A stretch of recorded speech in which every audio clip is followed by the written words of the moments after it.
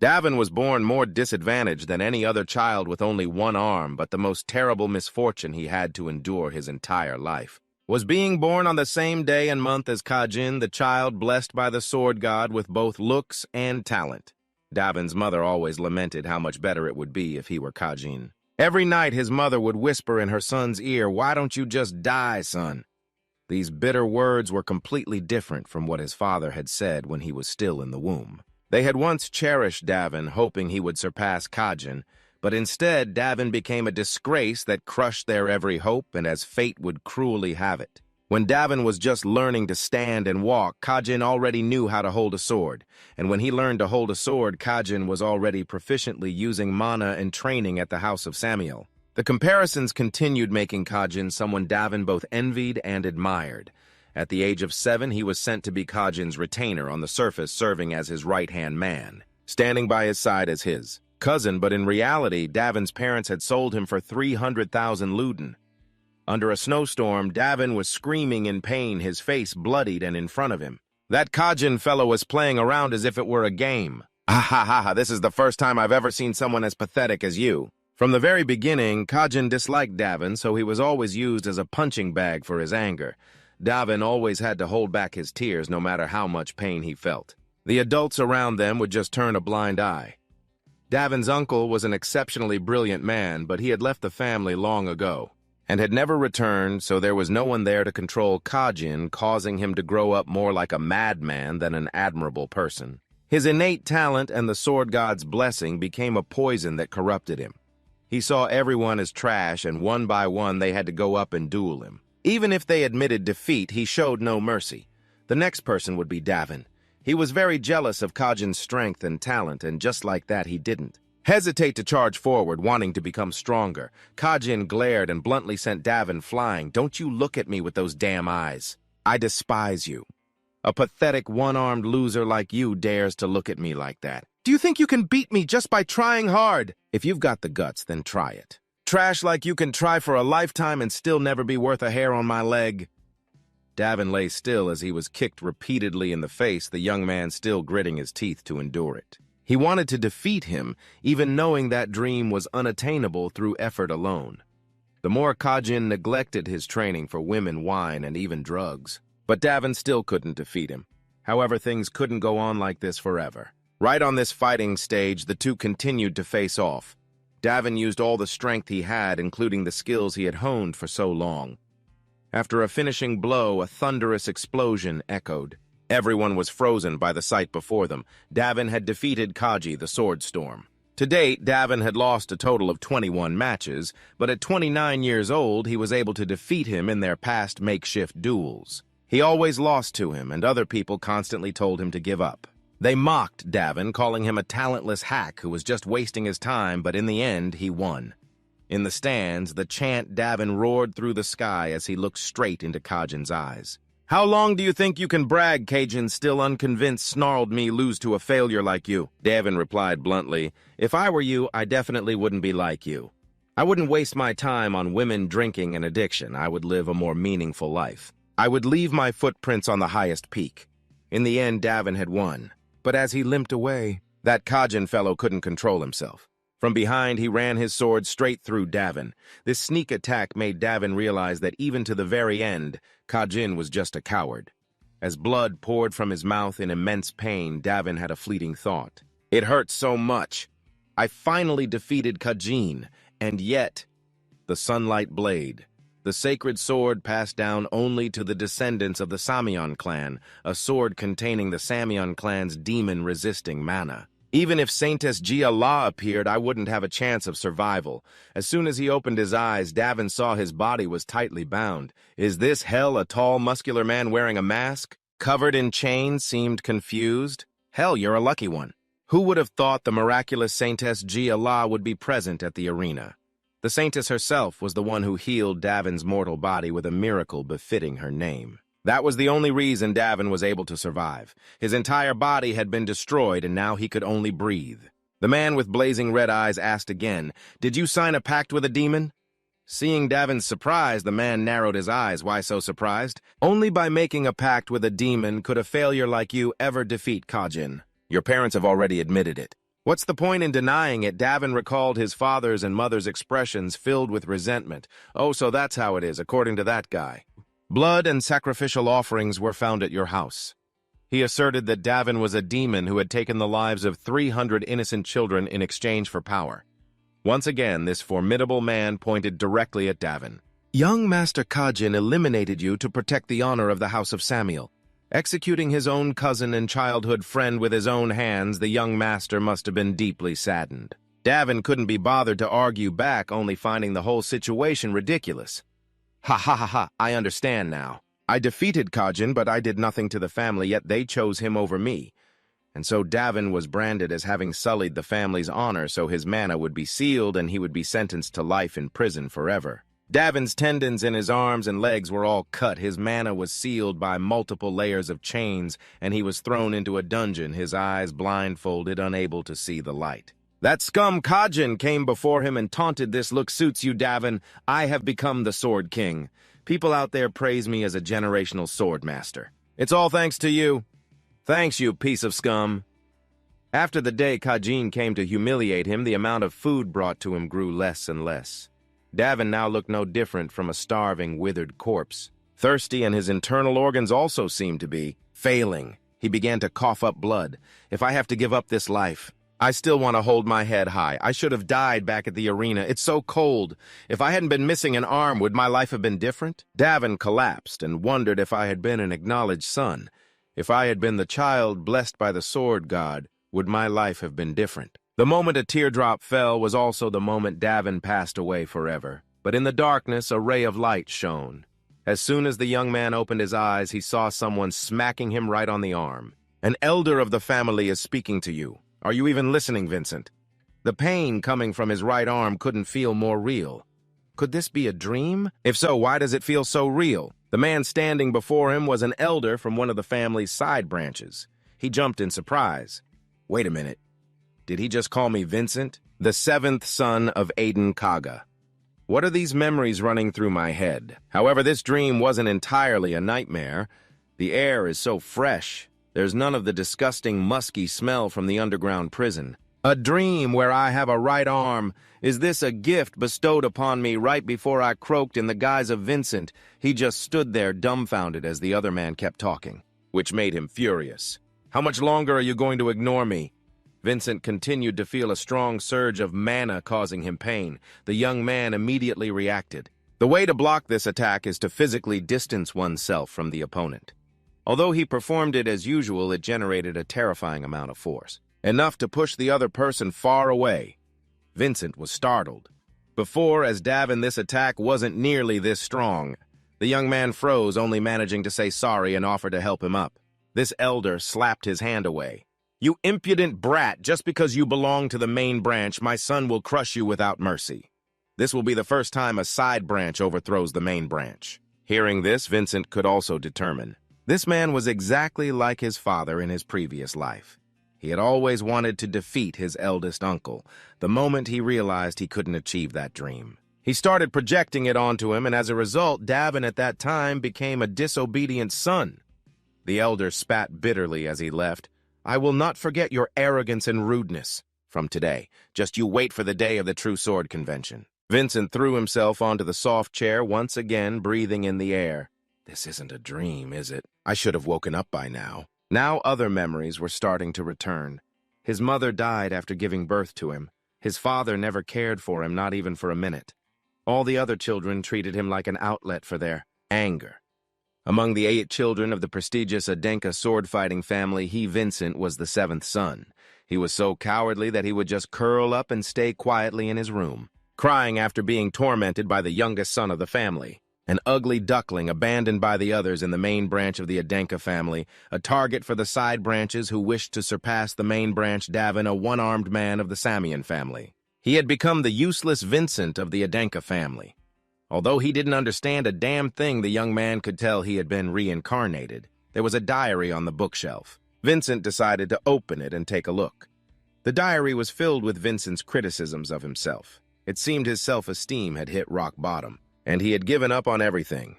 The current Vincent thought, "It seems God has answered our prayers. Kiddo, Until the very last moments I still got to live, and you, Vincent, always wanted to give up on life.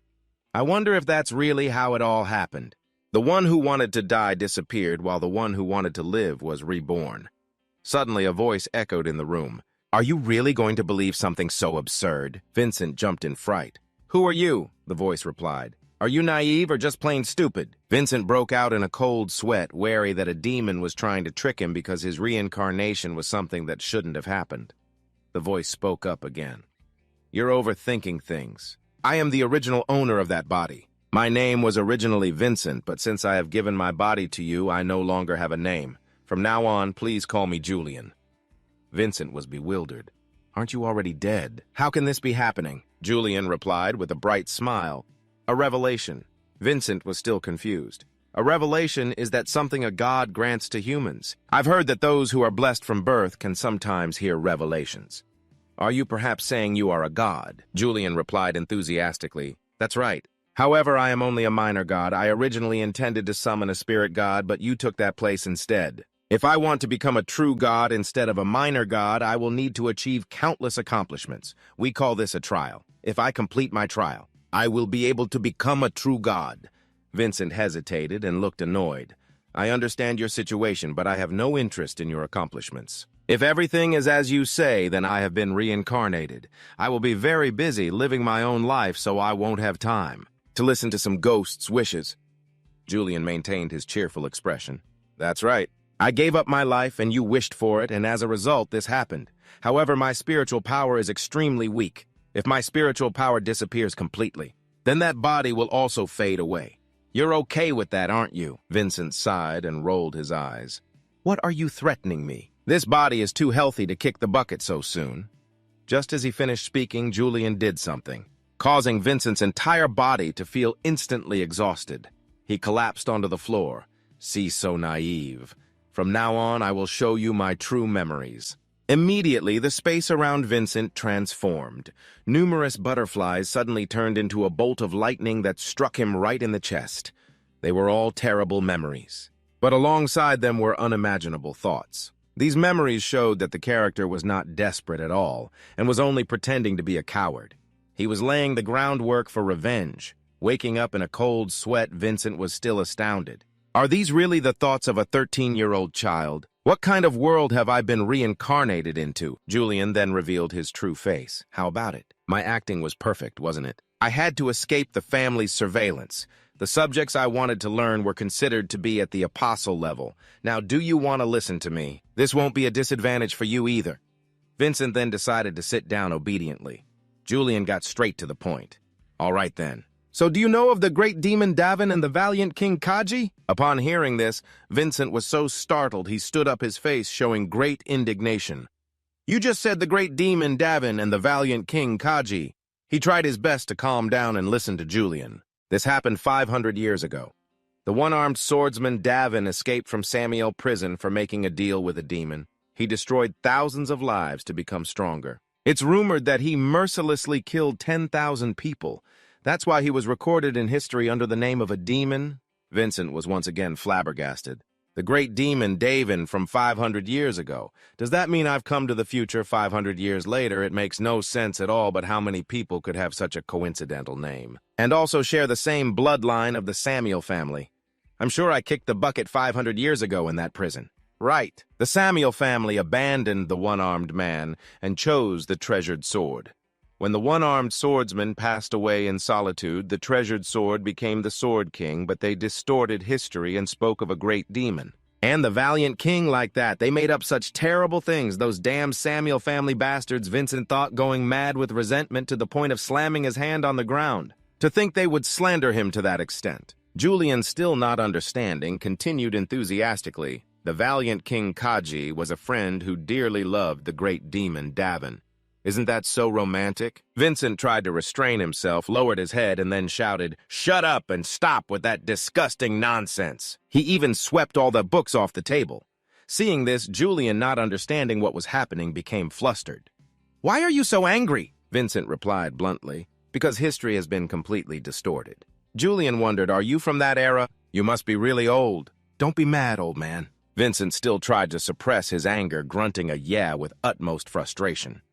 Julian floated in the air and said, "Anyway, history is just the story of the victors." Vincent looked up and asked, "Why does a 13-year-old talk like that?" "Well, kids these days grow up fast, not like in your time." Vincent sighed wearily. "Fine, just keep talking." Encouraged, Julian continued his story. The valiant king swallowed his tears and cooperated with the outstanding hero of that time, who was also the best friend of the Sun Sword King, to defeat the great demon Davin. Vincent himself, listening to his own story, didn't even know who the Sun Sword King was. He had never heard the name before. Julian showed surprise. "Oh, you don't know who Aslan is. He is the ancestor of the Adenka family." Vincent, as if remembering something, snapped his fingers excitedly. "Aslan is that clever brat, huh? Ha ha, he became the first head of the Adenka family." Remembering back when he was Davin, Aslan had come before him and showed great admiration. "Hello, Lord Davin. I am Aslan. I admire you greatly. When I grow up, I want to be like you." Although Aslan was still young then, the boy was his friend and student. At that time, Davin, apart from his low self-esteem, had very little confidence, even thinking what's so good about a one-armed guy like me. Aslan still visited him in prison a few times. Aslan even showed great indignation and asserted, "You have never committed any crime. Power will never defeat the truth. I will definitely ensure that. I will definitely restore your honor no matter how long it takes." From the moment Aslan said that, the boy never came again, Julian continued to explain. "He was the first head of the Adenka family and left us a lifelong mission. It's related to my accomplishment, which is to surpass the Samuel family. We must fight for the truth." After hearing this, Vincent's gaze seemed to freeze. Fighting for the truth. Is that a coincidence? Aslan definitely said that he would reveal the truth, and he is the one who knows my story. It seems it's certainly not a coincidence, and even though I don't know everything, I understand this matter clearly. Aslan Farker abandoned the Farker family and created the Adenka family. He wanted to fight for the truth. Adenka is a new family created to restore Davin's honor. Aslan's family. Vincent thought that this seemed to be fate, which is why he was reborn into this family. Vincent seemed to have calmed down and listened intently. "You are from the Adenka family, and my mission is to complete the tasks assigned. If I complete that mission, will you really become a god?" Julian nodded. "That's right. If that happens, you will truly become the master of my body. If I become a god, I can also bestow blessings upon you. This is beneficial for the two of us, isn't it?" Vincent now felt very grateful. "Thank you, Aslan. I will inherit the mission you left behind. I will surpass the Samuel family. I will climb over the family that betrayed me by becoming a part of this family." He immediately went outside. Julian followed and wondered, "Hey, old man, where are you going?" Vincent was so annoyed he didn't even want to answer. "I told you to stop calling me an old man." Julian still acted playfully and innocently. "Come on now. If you're from 500 years ago, you're definitely an old man." Suddenly, a shout from outside announced the start of a battle with many people wearing armor and carrying shields. Vincent wondered what kind of martial arts people of this era used. How much has martial arts advanced in 500 years? How much stronger has the Samuel family, the descendants of Kajin, become? Just thinking about it. Vincent felt quite excited, but right now his body was constantly sweating and felt very heavy. The young man then fainted without even realizing it. This trashy kid's body faints too easily. This body is so terrible that without using mana to control it, I can't even live normally. While sitting in the training room, Vincent suddenly felt a strange flow of mana. He was startled and repeatedly called for Julian. "Julian, where have you gone?" Still in his pajamas, Julian appeared yawning widely. "Why are you suddenly looking for me?" Vincent shook Julian repeatedly. Why don't you learn swordsmanship?" Julian was a bit startled, but still replied, "Because I have an illness, I can't learn it." "Don't ask why, because I was born this way." Vincent became agitated. "You have holy bones. Why on earth aren't you learning swordsmanship?" Julian snatched back his pillowcase. "Let me go. What are holy bones, and why are you acting so fiercely?" Vincent shouted in explanation. "You can store mana everywhere in your body. More precisely, you can store mana in your bones." Seeing Julian's face, it was clear he still didn't get it at all. Vincent looked exhausted, not knowing how to explain. "Listen carefully. A martial artist needs to use mana to gain superhuman strength beyond ordinary people. That mana is usually stored in a person's heart, but you have holy bones. This means that besides your heart, you can also store it in your bones, which means you have an endless source of mana." Julian's eyes were still wide with an incredibly naive look. "Oh, that's amazing. I have something like that." Vincent tried to explain further. It seems you still don't know how important it is. Kajin, the one you call the hero king, he also had holy bones. Julian pointed and replied that he couldn't link the symbol with his heart. Vincent was still clueless, not understanding what a symbol was. He even made a confused expression that left Julian helpless. What's with that expression? This guy. Since when did I have to explain these things? A symbol is a type of image that represents mana. Vincent scowled and freaked out. What? Isn't mana supposed to be stored in the heart? Then what about the meditation method? It seemed these two were not on the same wavelength, making the conversation a bit frustrating. Now it was Julian's turn to be confused. What meditation method are you talking about? Next up was Vincent explaining, asking, what do you mean, what meditation method? He was the first person capable of storing a massive amount of mana in the heart. Julian's eyes widened. In our era, we store mana in symbols and call them stars. And the number of stars represents a person's strength. For a very long time now, people no longer use their bodies to store mana. In other words, no one does it anymore. Vincent sighed helplessly, unable to believe this harsh reality. He walked to the window and looked up at the sparkling sky.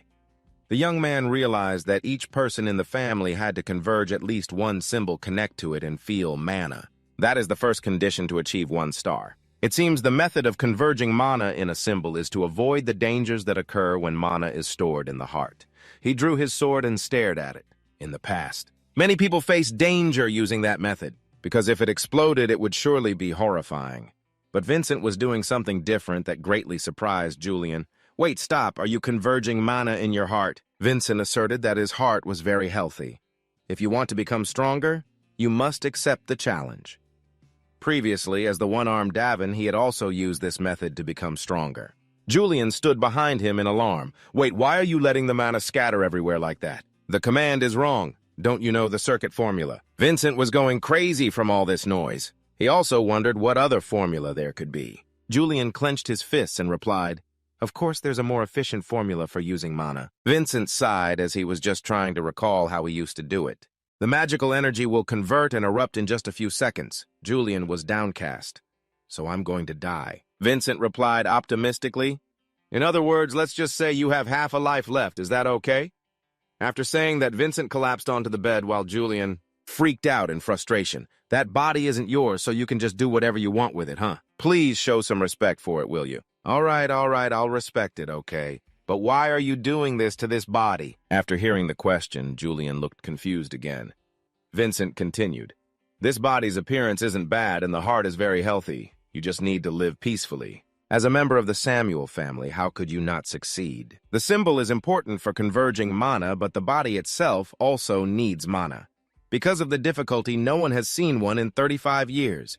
At this rate, the body of Vincent Adenka will die before reaching adulthood. The sky was ink black with many stars twinkling.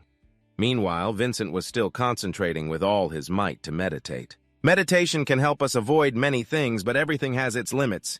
Perhaps there are only 15 left. Enough time to become the Sword King and for the one-armed Davin to reappear. It was also the time Davin was imprisoned and slowly starved to death. Just thinking back on it brought tears to Vincent's eyes. It truly was a pitiful life. Those years were so terrifying he didn't even want to think about the Davin back then who had to endure for so long.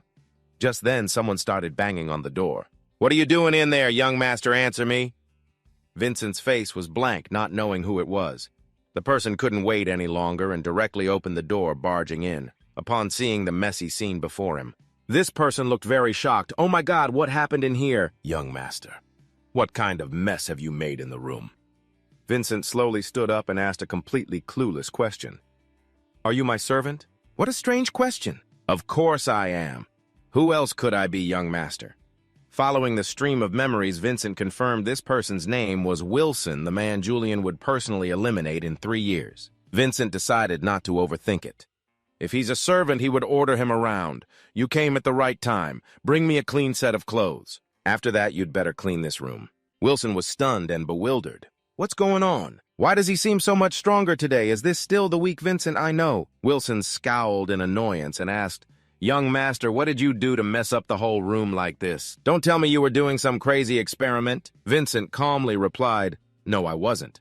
Before he could finish, Wilson's face twisted as he flared up, saying Vincent was no different from an animal. How dare you say no? What's the use of hiding in your room all day reading until you go mad? You've definitely been learning black magic, haven't you? I'm going to report this to my superiors. Vincent decided to put this servant in his place. How amusing. It's rare to see a servant speak that way to his master. You constantly want to do things that your master doesn't want. This means you never intended to listen from the start, did you? These suddenly firm words made Wilson freeze and stutter. Vincent continued to press him.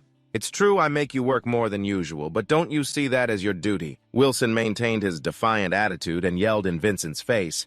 I already said I won't do things I don't want to do. What do you think I'm here for? Vincent stared him straight in the eyes. That's right. You are just a servant. Am I wrong? After speaking, he immediately snatched the clothes from Wilson's hand. If you don't want to do it, then don't. I'll get my own things. Wilson broke out in a sweat, alarmed. Where are you going, young master? Vincent replied nonchalantly, I'm just going to see Lord Chamberlain to find some clothes. I'll tell him I had to come myself because Wilson refused to do his job. With a reluctant attitude, Wilson had no choice but to obey. I'll do it right away. Who said I wouldn't? I'll clean the room too, so just leave it to me. The previous Vincent was truly a coward for even a servant to be so arrogant. They must be doing this for a reason. Julian, standing beside him, nodded. Right, I think so too. Vincent felt they were just a bunch of people who didn't know their place and liked to provoke others. I must let them see who the seventh master of the Adenka family is. What kind of person he is. Julian informed Vincent that Wilson is a member of the cult that murdered hundreds of people. What should we do? After hearing this, Vincent found it even more interesting. Is that so? Listen carefully, a murderer always carries a different kind of energy, but I don't sense that energy from him. He's just a good-for-nothing. His eyes are still so naive, I can tell he's just a coward.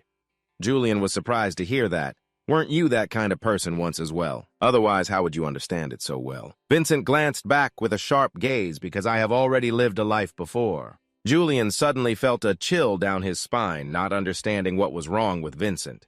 Julian began to feel afraid. Could it be that I've summoned something even more terrifying than the Demon King? With an expression of utmost annoyance, Wilson carried in the freshly laundered clothes. Sir, I have finished washing your clothes from yesterday. Do you like how I cleaned the room? Vincent put on a satisfied expression. The room is indeed clean as heck. The young man sat comfortably with his legs crossed on the chair. Thank you for your hard work, kid. Wilson still grumbled under his breath. Please don't turn the room into a battlefield again next time. Vincent replied earnestly, all right, I won't do it again. But inwardly he was feeling satisfied seeing that Wilson had become more obedient. What can the useless Vincent possibly do acting all high and mighty like that? He then continued to order Wilson around. Hey, Wilson, bring me a wooden sword about 1 meter long like this. It would be great if it weighed around 500 grams and it should be made of ebony. There must be a ton of them in the warehouse, right? That Wilson old habits die hard. What if I refuse? Vincent continued the process of teaching him a lesson. The young man stood the hell up. If you won't do it, then I'll go get it myself. How should I answer the gatekeeper when he asks why I have to go get it myself? Oh, that's right. Wilson, did you know that the guards at the warehouse are masters? And they are very loyal to the descendants of this family. Wilson was scared witless this time. Wait, why are you acting like this again, sir? Seriously, just wait a moment. The moment Wilson's hand touched Vincent, he instinctively threw him down hard. Oops, my apologies. I have quite a few bad memories of being attacked from behind. Wilson looked confused as he had never heard of that happening before.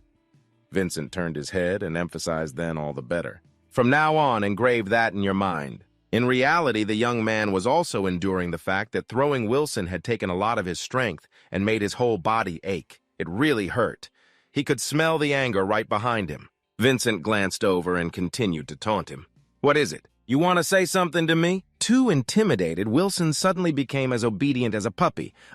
No, sir. What did you say, sir? 1 meter of ebony, was it? Vincent didn't stop there. Hello? Didn't you say you didn't want to go get it? Wilson flinched like a madman and immediately headed for the door. I didn't say I didn't want to do it. As a habit, he slammed the door with a bang to show his attitude, but afraid Vincent would pull something, he cracked the door open to explain. The door slammed because of the wind, sir. I didn't do it on purpose. As soon as he left, Wilson thought of a plan for revenge. I can't lose to him again. I'll show him why I am Wilson with an arrogant and contemptuous look. Wilson brought back what Vincent requested, copping a major attitude. He was pleased with his own defiant demeanor, thinking to himself, "What's wrong? Feeling like crap, aren't you?" "You think I'll give it to you that easily?" Vincent closed his book, looking at him with one eye. "Wilson, you know what? Among all the people I know, there was a man with no right hand. Because he had no right hand, his life was quite difficult. In fact, he met a very terrible end." As if he had understood something, Wilson abruptly handed the sword to Vincent and bowed his head. "Here is your wooden sword, sir." As he bowed, he felt resentful. "Damn it, this is so humiliating." Wilson gritted his teeth. "I have now finished the task you gave me. I will take my leave now." It was still the sound of a resentful door slam as Wilson left. Vincent set that aside and focused on the sword. "All right now, I just need some suitable exercises." Right now, he was training with 2 wooden dummies. He knew this sacred body was very weak, but he didn't think he would be exhausted after just a few swings of a wooden sword like this. It seems there's still a long way to go. However, Vincent found this feeling to be great. "It seems I was born to be a martial artist." Just then, some damn guy appeared out of nowhere because of the amount of mana. "It's so weak that I didn't think anyone was using the scarecrow." In response to Vincent's question, this person introduced himself as Ravana Denka and didn't forget to add another sentence. "Aren't you the useless Vincent?" In a moment of silence, Julian, in another dimension, reminded Vincent. "Ravana Denka is just a collateral descendant." Vincent was quite surprised to suddenly hear his voice. Julian continued. "He's also one of the candidates predicted to win this year's True Sword Conference. You've met his father before, haven't you?" Only then could Vincent confirm it. The man he met back then was this kid's father. Julian also didn't forget to add, "Be careful. He is the top prospect from the collateral line, the one with the best skills among the 13-year-olds in the Adenka clan." Ravana Denka sneered and spoke up, "I guess if I win this True Sword Conference, I'll have to fight you, so I came looking for you." Hearing the name True Sword Conference, Vincent was suddenly startled.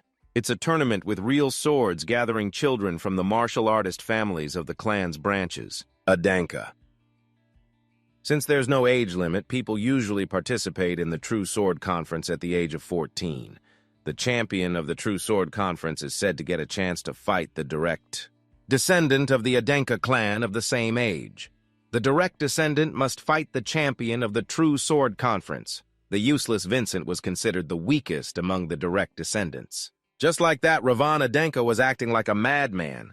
"You're not going to run from me because you're too scared, are you, in this True Sword Conference? Things won't end with just wooden swords?" Vincent replied bluntly. "How can a martial artist be afraid of a sword?" After hearing this, Ravana Denka burst into crazed laughter. "Ha ha ha! I guess you talk a good game since you're a direct descendant, huh?" Vincent crossed his arms, determined to fight back with words. "You're pretty good at crowing yourself. Even provocations have their limits and ranks." The reason Vincent said this was because he was very annoyed. How dare he taunt someone who is training? He was being too rude. Even one-armed Davin had to respect both training and sparring. Even Kajin respected him. Vincent was determined to put him in his place. "Slashing someone else's straw dummy, you are a disgrace to all martial artists. You should be ashamed of yourself. I guess your father, also from the collateral line, taught you to behave like that." Ravana Denka got extremely pissed off and jumped. "You bastard, you dare insult my father. I decided I wouldn't let you off the hook the moment you insulted my father." Julian reminded him again that Ravana Denka was at level 2, and his attribute had reached the steel level. Vincent had to be careful because he was stronger than Vincent right now. In his heart, Vincent thought, "I know I will lose if I fight him right now." But he clearly reeks of the inferiority of someone raised as a collateral descendant. He's using mana even though I can't control my own mana yet. His father doesn't even act like an adult, and his son doesn't know the etiquette of a martial artist. The mindset of martial artists now is not the same as it was 500 years ago. I must ensure he learns this from my era. Vincent pointed his sword directly at Ravan and said, "Someone like you must be taught a lesson by the eldest in the clan." Ravana Denka was surprised that Vincent, someone he considered a coward, dared to point a sword at his face. He thought to himself, "From the moment he pointed his sword at me, I knew he had no chance of winning. But why is the atmosphere so tense? Is he really going to strike me at any moment?" After a few minutes of intimidation, Vincent withdrew his sword and said, "What if you get scared by just a few wooden swords? I feel like I can fight you in the True Sword Conference." In the True Sword Conference, things don't just end with a few wooden swords, you understand. Ravana Denka gritted his teeth, unable to control his anger. He rushed forward immediately, deciding to deal with Vincent on the spot. Seeing this situation, Julian, frightened, quickly hid behind Vincent and said, "What are you doing, Dodge?" It quickly, Vincent calmly replied, "Don't worry, Julian, he can't hurt me." At the same time, a man appeared and held Ravan back, saying, "Young Master, stop at once. You cannot fight, young Master Vincent here." Ravan angrily shouted, "What? Let go of me!" Seeing that the situation had stabilized, Julian let out a sigh of relief and said, "Thank heavens." Vincent stood to the side looking smug. "See, I told you so." The blonde-haired man continued, "If you injure young Master Vincent here, he will have an excuse to avoid this match. The young master must fight him at the True Sword Conference, so please restrain yourself." Ravan reluctantly agreed, then said, "Let's meet again at the True Sword Conference, you coward," and returned to his room. Julian complained incessantly seriously, "Why did you provoke Ravan just now? If his guards hadn't stopped him, you could have been in trouble." Vincent replied arrogantly, "All I did was teach that brat who doesn't know his place a lesson." Julian asked, puzzled, "I'm going crazy. How did you end up in a situation like this?" "I had a plan to summon the Spirit King, you know." Vincent appeared very calm. "Yeah, sorry, that's why I'm learning from you about what's happening in this era." Vincent looked at a picture of himself as a child and murmured, "This is a portrait." Julian angrily snatched the picture and said, Hey, focus. Don't get distracted by trivial things anymore. Have you finished studying the theory of phantom images yet? Focus on magic and the attributes of the 5 elements." Vincent asked, puzzled, "Attributes?" Julian explained that attributes are what people use to create power from blessings, a self-created blessing. Hearing this, Vincent said in alarm, "What, you can create your own blessings? That's disrespectful to the gods. You'll be punished." Julian said sulkily, "What are you talking about? You don't respect the gods either. You should be grateful, because no one has died from divine punishment yet." Vincent pressed on, "Ravan has an attribute too right. What is the Iron Man's blessing?" Julian then explained, "The blessing of the Dwarf King includes many things. These attributes help the recipient gain more power the more special blessings they have. The more opportunities there are to open up a stronger path like the branches of a tree. The Iron Man's blessing is a mid-tier blessing. Its power is both defensive and offensive." Vincent thought for a moment, then replied, "This seems like a pretty interesting new thing."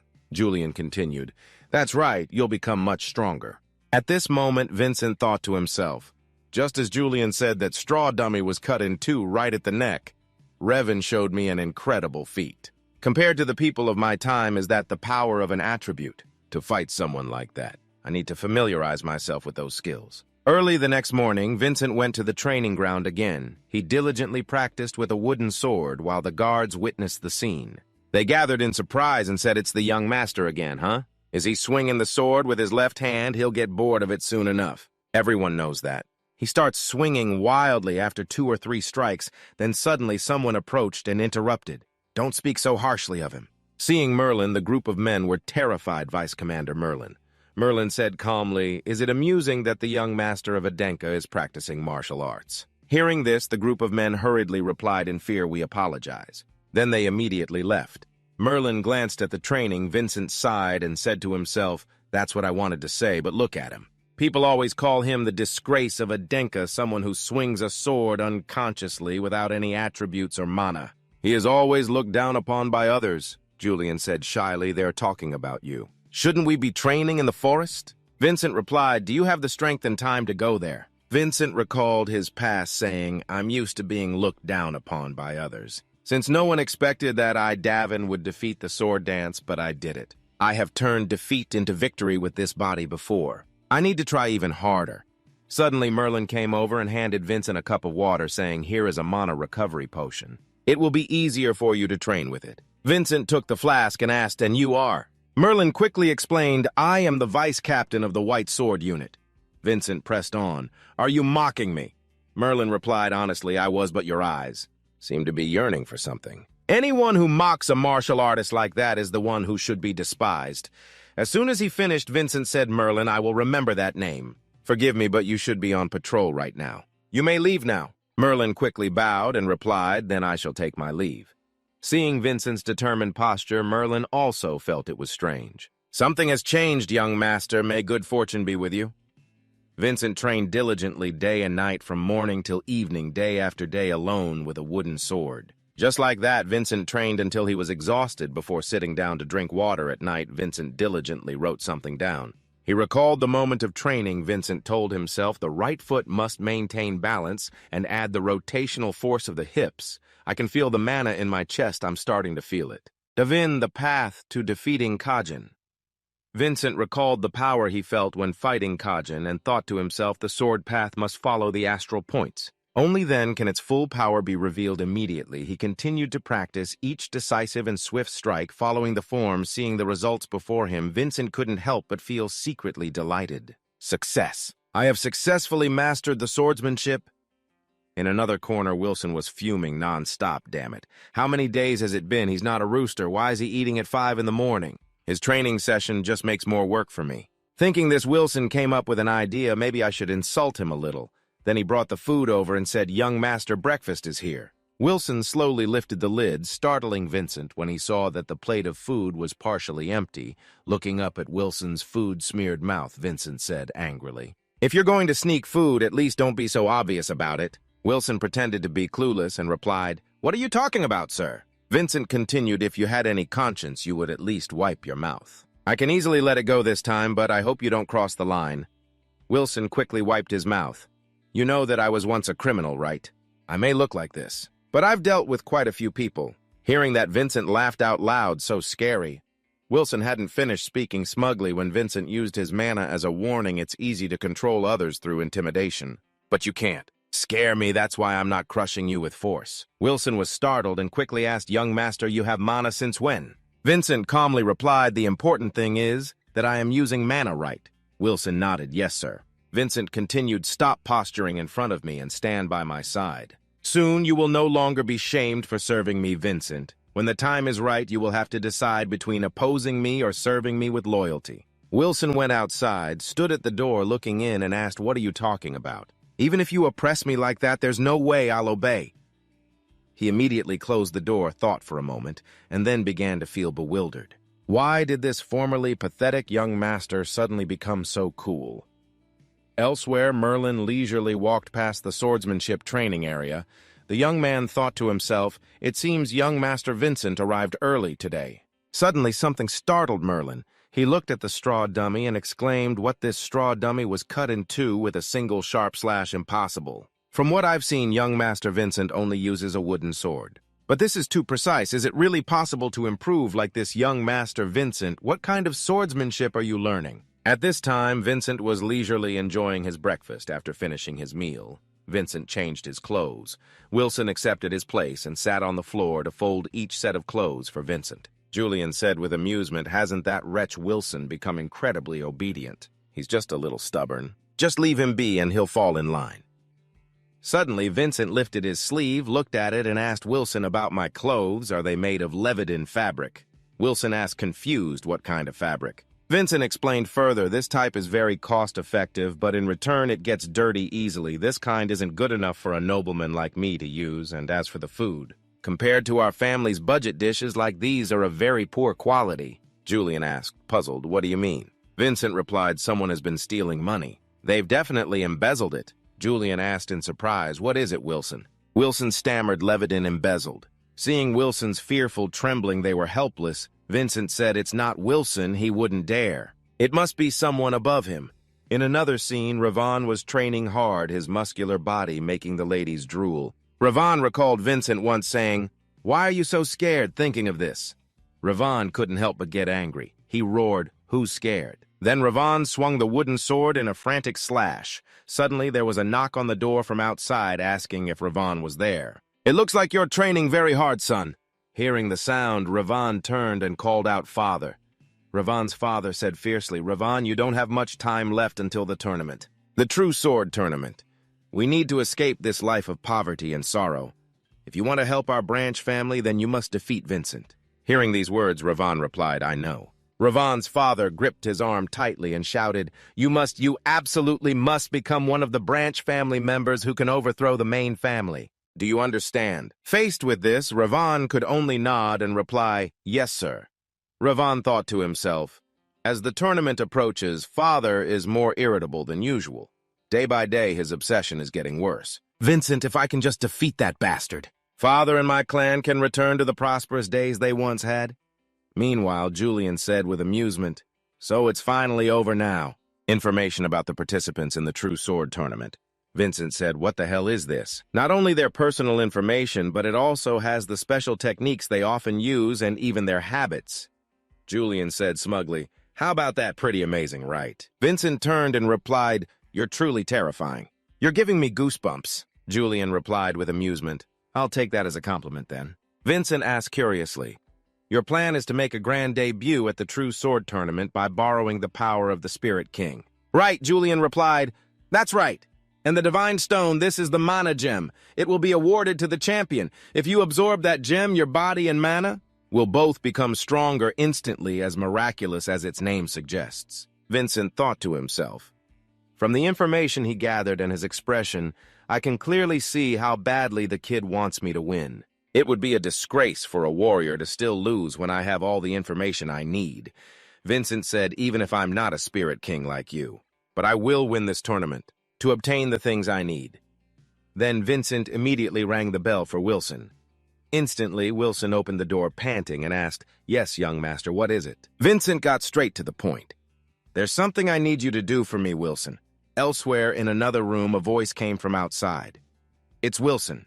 May I come in?" Wilson slowly opened the door and asked, "Are you well?" Head attendant Ryusa, seeing Wilson appear, Ryusa coldly asked, "What is it?" Wilson trembled and thought to himself, "She's a level 7 warrior after all. She's so intimidating." Wilson then replied, "Young Master Vincent has a message for the family head." Ryusa calmly replied, "Is that so? It seems he doesn't even dare to come and see the family head himself." Wilson continued, "He wishes for the family head to attend the True Sword tournament. He said he will prove his own worth as a member of the main Adenka family." As soon as he finished, Ryusa said the family head never attends the True Sword tournament. He has no time, and he also has no reason to. Before she could finish, Wilson took out a piece of paper, placed it on the table, and said, "This is the price for embezzling the budget. Your job is to make the impossible become possible." Hearing these words, Ryusa's voice lowered as she asked, "What did you just say?" Wilson hastily replied, "I know. I was just relaying what the young master told me." Ryusa said angrily, "That's enough, get out of here." As soon as she finished speaking, Wilson immediately ran off. At this moment, Ryusa thought to herself, he could have come here himself, but he didn't. Even if he had come himself, it wouldn't have intimidated me much more. Did he deliberately send Wilson here to show me that he has power? He has finally gotten much smarter. Elsewhere, a man was training relentlessly. Ryusa slowly stepped inside. Sensing her presence, the old man called out loudly, "Ryusa." Hearing her name called, Ryusa replied, "Family head young master Vincent wishes to invite you to attend the True Sword tournament." As soon as she finished, the man spoke.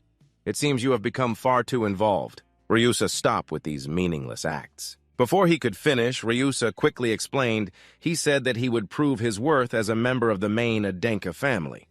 Hearing this, the old man fell silent and then said, "Prove his worth, Ryusa. In your opinion, do you think Vincent is qualified to speak of his worth within the clan?" Ryusa replied, "Of course not. That is why he has promised to prove his worth this time." Ryusa bowed solemnly and said, "Please attend, family head. I will be your witness." As soon as she finished, the head of Adenka replied, "Do you know what that means?" Ryusa replied, "Yes. If young Master Vincent cannot prove himself, I will sacrifice my life." The head of Adenka expressed, "I don't understand why you would do such a thing." Ryusa replied, "It is because young Master Vincent has struck my weakness." The head of Adenka pressed, "It's because you embezzled the budget, isn't it? You are surely doing this for Vincent's benefit. You intended to use that money for Vincent's future." Ryusa looked ashamed. "It is my fault." The head of Adenka continued, "I have no reason to interfere. That is your affair. I do not wish to be too involved. But whatever method that boy used to express his intentions to me, as long as he doesn't lose a shred of his dignity. Is that boy truly Saravana's son?" Then the head of Adenka stood up. "All right, you win. I will attend the True Sword tournament." In the blink of an eye, the day of the True Sword tournament arrived. The fine young men have gathered here. Ravan, carrying a heavy responsibility, entered the hall. He said to himself, "Prepare yourself, Vincent. Today I will definitely defeat you." Revan glanced up. On the grandstand, a figure caught his attention. Ravan wondered, that person is... It can't be. Family head Khan. Seeing Khan, Ravan thought smugly, he must have come here to see how I, the rising star among the collateral descendants, compete. "This is my chance. I will defeat you in a really cool pose in front of the family head." At that moment, the referee's voice rang out, "The true sword tournament will now begin." The starting call just ended. Revan said gleefully, "This is such a bother, just drop dead already." Faced with this, Ravan's opponent was not at all scared. He raised his sword high and said, "How dare you be so arrogant?" Suddenly, the sword shattered into many pieces, startling Ravan, who exclaimed, "What did you just do? Did you think that trick would work on my steel body attribute?" Then Ravan landed a powerful kick on his opponent. Witnessing the fight, Ravan's father shouted excitedly, "That's it. That's the way Ravan," everyone present exclaimed in admiration. No wonder he's called the rising star among the Branch family's descendants. He's so young and has already reached the 2-star threshold. That defensive attribute is so impressive. Could a descendant of the Branch family really win this competition for the first time in history? Vincent, standing to one side, thought to himself. By the standards of 500 years ago, they are all geniuses, extremely bright geniuses. But they have almost no deep understanding of swordsmanship. Their strength comes mainly from their own attributes. From their movements, I can't see any combat experience. It's as if they are puppets dancing on an answer sheet. That must be why he can use his attribute and attack so predictably. After his opening victory, Ravan arrogantly bowed to the crowd's cheers. He thought to himself, "I'll give you credit for not running away. Vincent, hurry up and get here. I'll be waiting for you." Meanwhile, family head Khan was still watching the competition intently. The atmosphere in the entire hall grew increasingly heated as one by one opponents were easily defeated by Ravan. The bell rang. "Stop, the match is over. The winner is Ravana Denka." Ravan laughed smugly and said, "It's over. I, Ravana Denka, have defeated all my opponents. Now, as per the rules established by all the elders have requested, I will fight my dear friend Vincent Adenka in the final match of the True Sword Tournament. I will fight the direct descendant of the family." As soon as he finished, Vincent proudly replied, "I accept your challenge." Then Vincent stepped onto the stage. The two faced each other. The man standing between them introduced himself. "I am Jason, the referee for this sword tournament." As the two were preparing, Vincent suddenly interrupted. "Wait, I have one condition," Vincent called out loudly. "Wilson!" Immediately, Wilson brought a wooden sword to Vincent. Full of confidence, Vincent declared, "I will only use this wooden sword and my left hand to fight my distant relative. I will also grant him a 3-move handicap." Hearing these words, Revan's father was utterly bewildered. "What is he talking about?" The crowd murmured in astonishment. "I've heard some negative rumors about him. Has he gone mad?" "I don't know," Vincent continued, "until the first 3 attacks are complete. I will not move a single step from where I am currently standing." As soon as he finished, Ravan roared in anger. "What the hell are you doing, Vincent? How long are you going to mock me?" Everyone started chattering, "This is absurd. Isn't young Master Vincent completely unskilled in martial arts? So what if he's a direct descendant? How can he be so arrogant?" Ravan's father shouted angrily, "Young Master Vincent is just doing this to make an excuse for when he loses." Immediately after, Clan Head Khan calmly replied, "I permit it."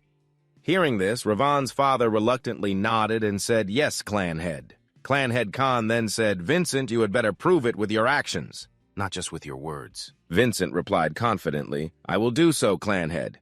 After the terms were agreed upon, Jason announced, "In that case, the duel with the direct descendant will now begin. Both sides get ready." Ravan said furiously, "Come on then, Vincent."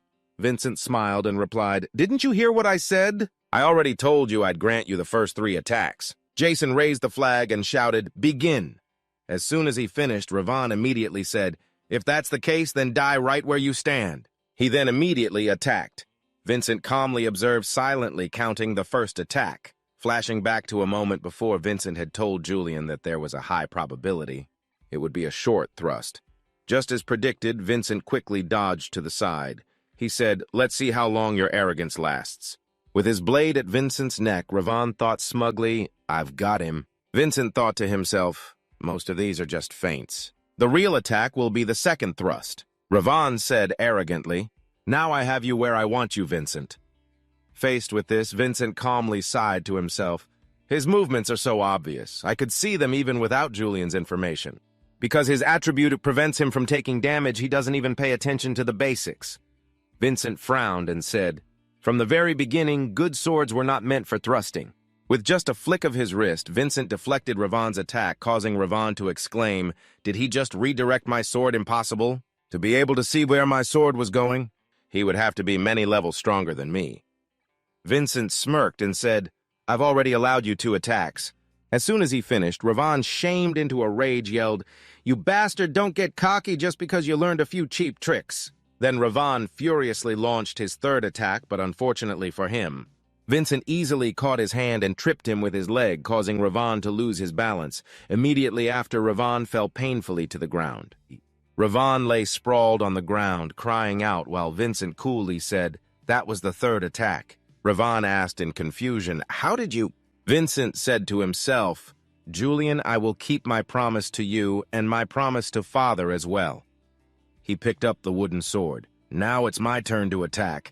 Witnessing this scene, everyone's jaws dropped in astonishment, and even the referee Jason was no exception. Clanhead Khan was on the edge of his seat, frowning as he observed the situation. Ravan's father screamed in a rage, "What are you doing?" "Ravan, get up. How can you be struggling against a guy who doesn't even know how to use mana?" Even Ravan was bewildered, wondering to himself, "What is happening?" Julian said in surprise, "What's going on?" "I see." "Vincent, I couldn't see clearly." Vincent replied, "That's basic hand-to-hand combat. Standing still without attacking is also an effective defense. That way you can observe your opponent. There are many ways to overwhelm an opponent without using a weapon." After a moment of thought, Ravan said, "Now I understand. Gaining an advantage in such a short time. It must be thanks to the help of a little god. Aren't you ashamed?" As soon as he finished, Julian said angrily, "Little god, he's gone too far."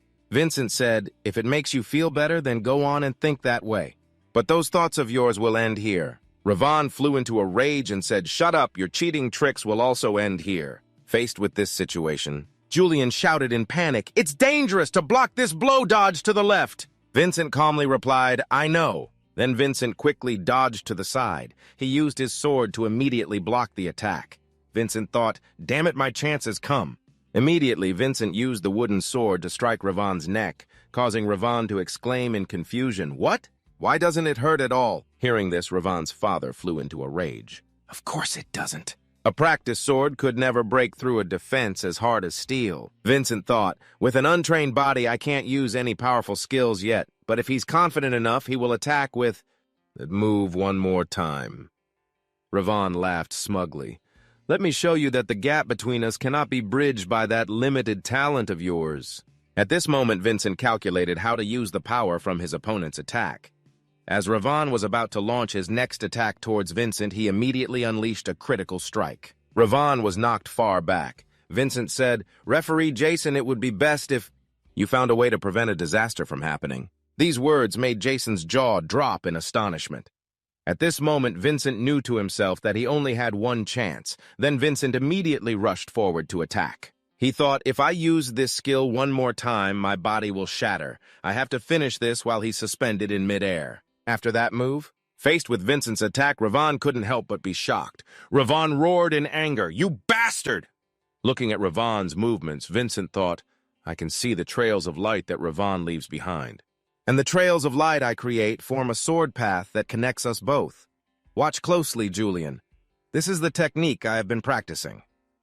After speaking, Vincent executed a bizarre move for Julian to witness. Instantly, Vincent's wooden sword severed Ravan's right arm. Witnessing this, Ravan's father's eyes widened in horror. Clanhead Khan was surprised by Vincent's true strength. At this moment, Vincent thought, quickly take advantage of the opponent's imbalance. Unleash a finishing move and use it to control everything, including the opponent's movements. This is called swordsmanship. Ravan screamed incessantly. My arm, referee Jason couldn't believe his eyes. "Impossible!" Vincent turned and said, "Referee, what are you doing? Do I have to cut off his leg as well to be declared the victor?" As soon as he finished speaking, Jason immediately raised the flag and declared, "The champion is Vincent." Ravan's father hurriedly ran over, shouting, "Ravan, stop the bleeding quickly!" The referee looked worried. "Medicine alone won't work. Healer, call a healer over here." Vincent said smugly, "I did tell you to find a way to prevent this." Hearing this, Jason bowed his head and replied, "I'm sorry, it was my fault." Julian seemed very intrigued. "How are you so calm? Your body has already reached its limit. You need to rest soon." Vincent replied coldly, "I know, but it's not time to rest yet." Vincent said, "I have kept my promise, father." At this moment, Clanhead Khan sat calmly in the stands looking at Vincent. He thought, "You said that. You would directly prove your strength to the Adenka family." After pondering for a moment, Clan Head Khan replied, I understand. The champion of the Grand Sword Tournament is Vincent. Vincent stood below looking up at his father. Then Clan Head Khan told everyone to go inside. The award ceremony will begin now. Night had fallen, blanketing the castle. Everyone had gathered here. Clan Head Khan took out a sparkling object and placed it on the table. He said, the one who has won will receive this divine stone. Vincent came forward and bowed to receive the prize. Suddenly, Ravan's father ran in panting and said, This is completely unreasonable. There must have been some trickery involved. He borrowed the power of some lesser god. The healer from behind spoke up, saying, Family Head, a small problem has occurred. Family Head Khan asked what problem, and the healer explained further, it seems young Master Ravan's arm cannot be reattached anymore. Ravan was lying on the bed, his severed arm being painstakingly treated by the healers, but he was still in immense pain. Charlie asked in disbelief, What are you saying? Will Ravan forever have only one arm? The healer bowed his head and said, I am truly sorry. Charlie nearly went insane. He grabbed the priest by the collar and loudly questioned, You people are priests, and yet you can't even do something as simple as reattaching an arm. This is a type of wound we have never seen before. Elsewhere, Julian called out to Vincent with some concern, but he just frowned without speaking immediately. Julian let the other priests leave. While he stayed behind to explain the situation, this wound is quite strange, it is difficult to describe, and it seems to have been severed by something that my divine power cannot control. If we do not act quickly, even a higher-ranking priest will not be able to heal it anymore. Charlie was now in tears. He angrily accused, Just look at this family head. It is just this one wound, and a third-rank priest like him cannot even heal it. He must have learned many dark techniques. Surely some power is helping him. As soon as he finished speaking, the others began to whisper amongst themselves, and Julian finally spoke up, asking, Is it all right? After receiving approval from Family Head Khan, Vincent stepped forward very calmly and said the true sword convention was held in the presence of the family head. Therefore, any and all actions had to be approved by the authority of the family head, and the family head has declared me as the final victor. Therefore, all of your words have been outright rejected by the authority of the family head. This is also a place where many special guests have gathered, Charlie. Do you believe your judgment is superior to that of the family head? Faced with a difficult question, he immediately bit his lip as sweat began to pour down without letting him explain. Vincent immediately ordered Jerome arrest him. Jerome hesitated and asked, By him, you mean? Vincent confirmed, Yes, the father of our dear Ravan. Charlie clenched his fists. What if you are a descendant of the main family? How dare you? Not letting him finish, Vincent glared and questioned, Are you questioning the authority of the family head in this place? Do I need to say more? Jerome dared not disobey and replied, I will follow your orders. He went over, tied Charlie with a rope, and forced him to kneel on the ground. He struggled and screamed, What are you doing? Let me go.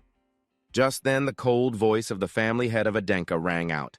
Charlie, do you realize that you are indebted to Vincent? The laws of Adenka do not forgive the same crime a second time if Vincent had not done this here. You would have had to face the clan's punishment.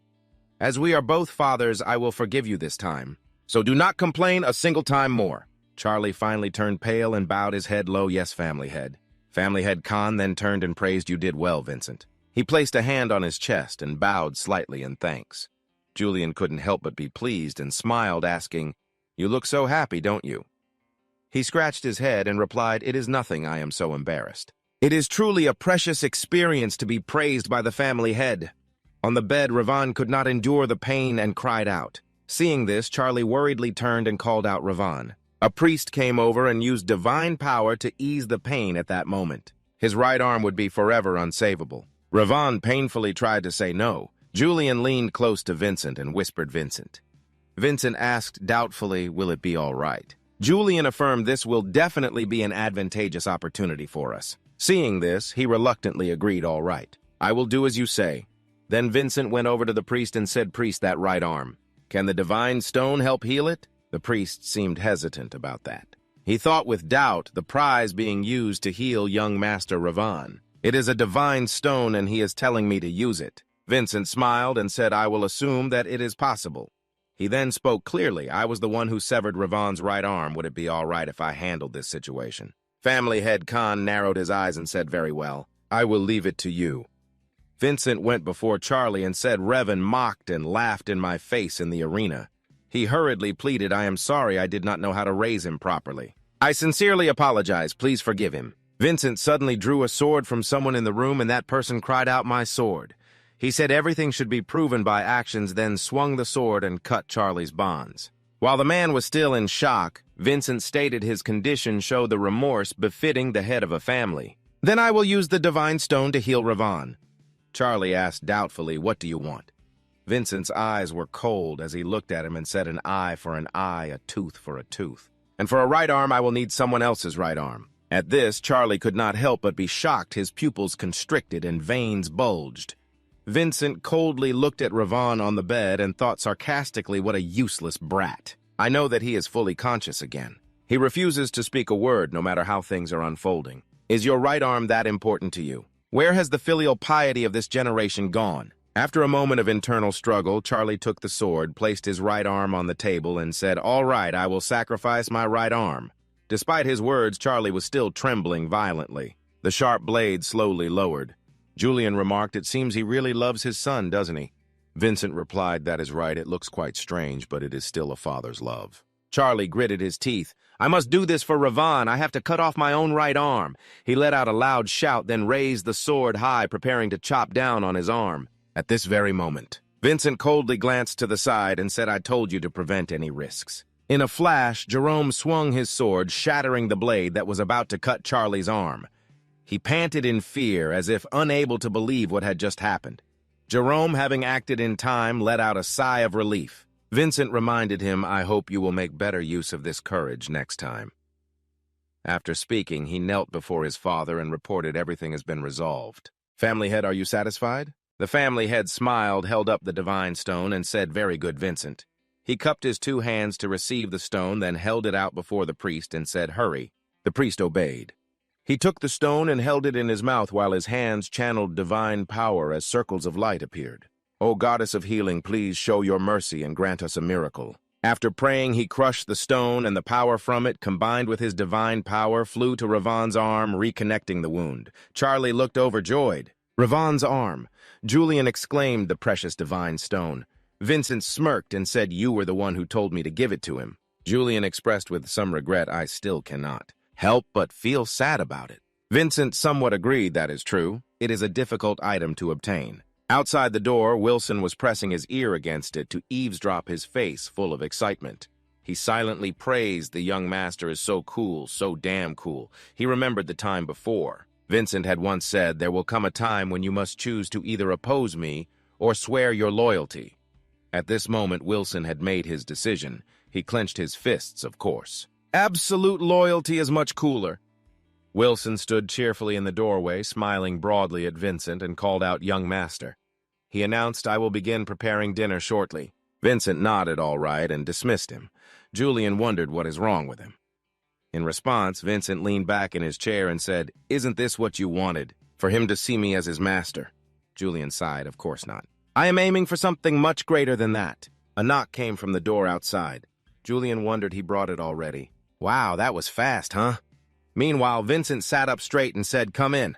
A man wearing a cloak entered and asked, have you been well lately? Young master, he said with uncertainty, you are. The man placed a hand on his chest, bowed respectfully, and said good evening.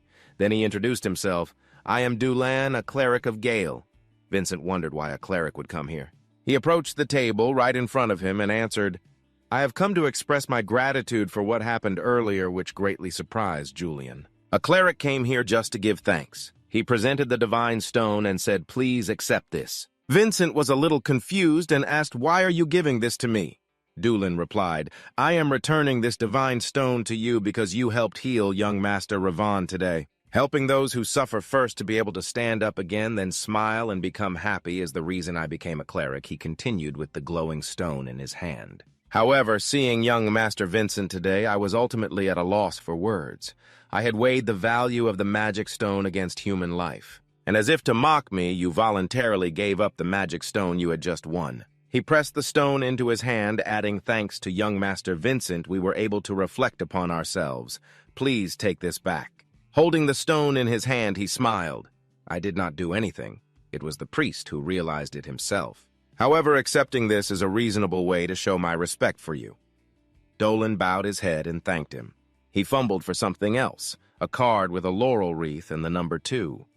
If you ever need the temple's help, please show them this card. They both stared at the card. Dolan explained, although this news has not reached the public yet, I recently became a rank 2 priest.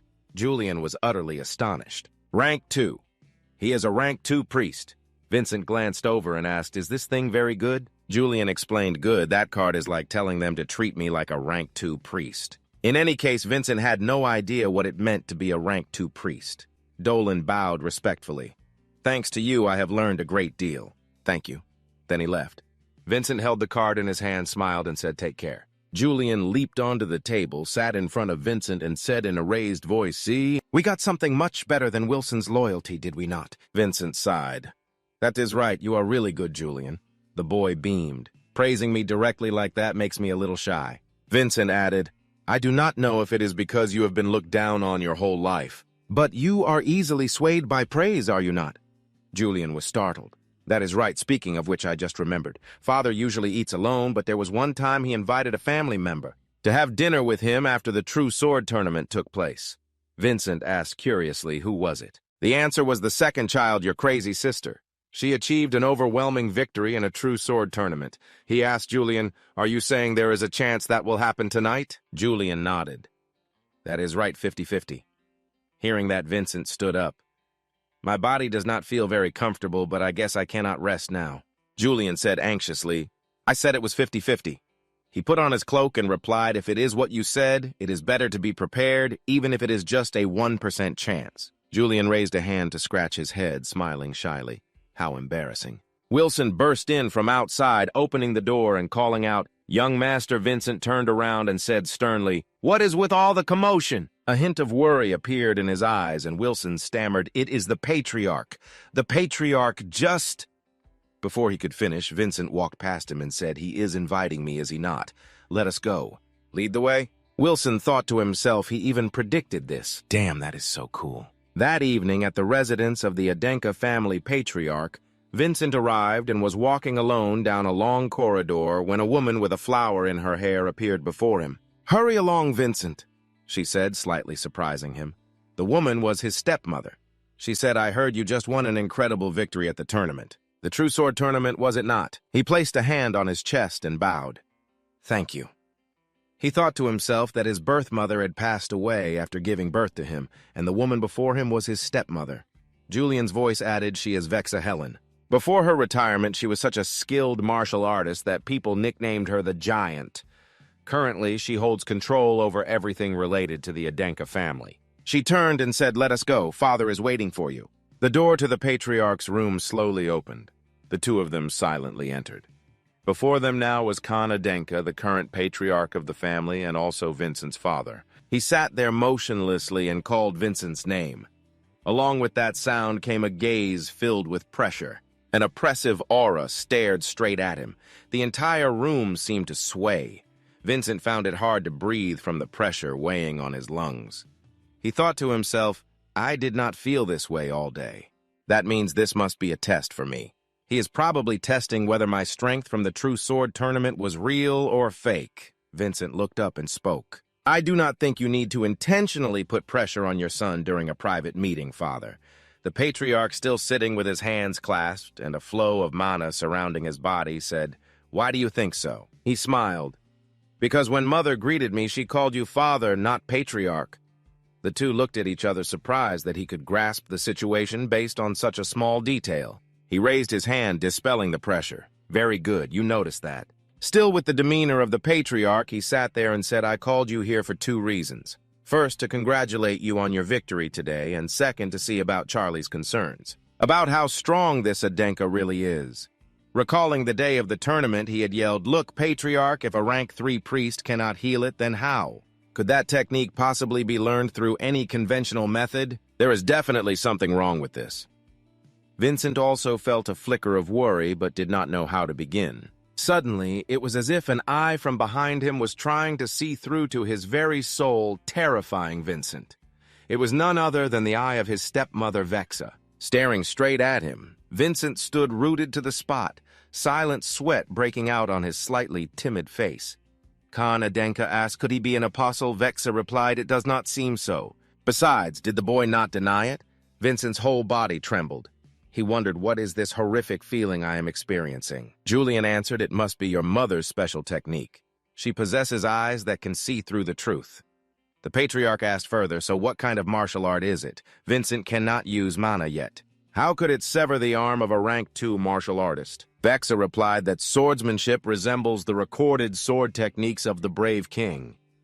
Hearing that, Vincent immediately asked, the brave king you speak of, is that Kajin Samuel? She replied, that is right. He used his sword in strange ways, and it is said that it can purge any evil power. It is also rumored that his sword could suppress the great demon Davin.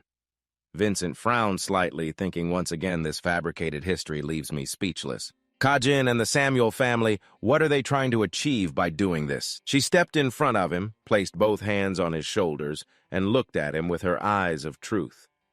Vexa asked, so tell me that swordsmanship so similar to the hero of the Samuel clan. How did you learn it, my son? You will tell me, will you not? At this moment, his whole body seemed dazed. Looking at the man before him, Vincent thought his father had summoned him, but it seemed his mother was the one leading this conversation. I am being interrogated about the true origin of the martial art I use. As he was hesitating, about to give an answer, Julian immediately appeared and stopped him. The boy said she has the ability to use her eyes to distinguish between truth and lies. If you give some clumsy excuse, she will definitely become suspicious of you. Facing the pressures of the eyes of truth, Vincent wondered, so what should I do now? Tell her I am not her son, but actually an old man from 500 years ago. Julian placed a hand on his shoulder, stopping him, and the boy wanted to try. The eyes of truth still had not left Vincent. Vexa continuously urged, come on, hurry and tell me. Vincent remained rooted to the spot, speechless, turning to rush Julian. The boy was tearing his hair out, afraid the woman would discover he was putting on an act. Vincent used his experience to advise the boy. Julian, it is just one step. Vincent added, overcoming your fear takes just one step. You just need to take one step forward. The rest will follow naturally. Let me take that first step for you. He gave a confident smile and then answered, I received a divine oracle. The answer greatly surprised Vexa. The atmosphere in the large room became quiet for a moment. She spoke up, you received a divine oracle but received no blessing. Do you not know that only villains receive a divine oracle without being granted a blessing? Vincent was silent and extremely worried. Damn it, Julian did not tell me about this part. Vexa began to question him.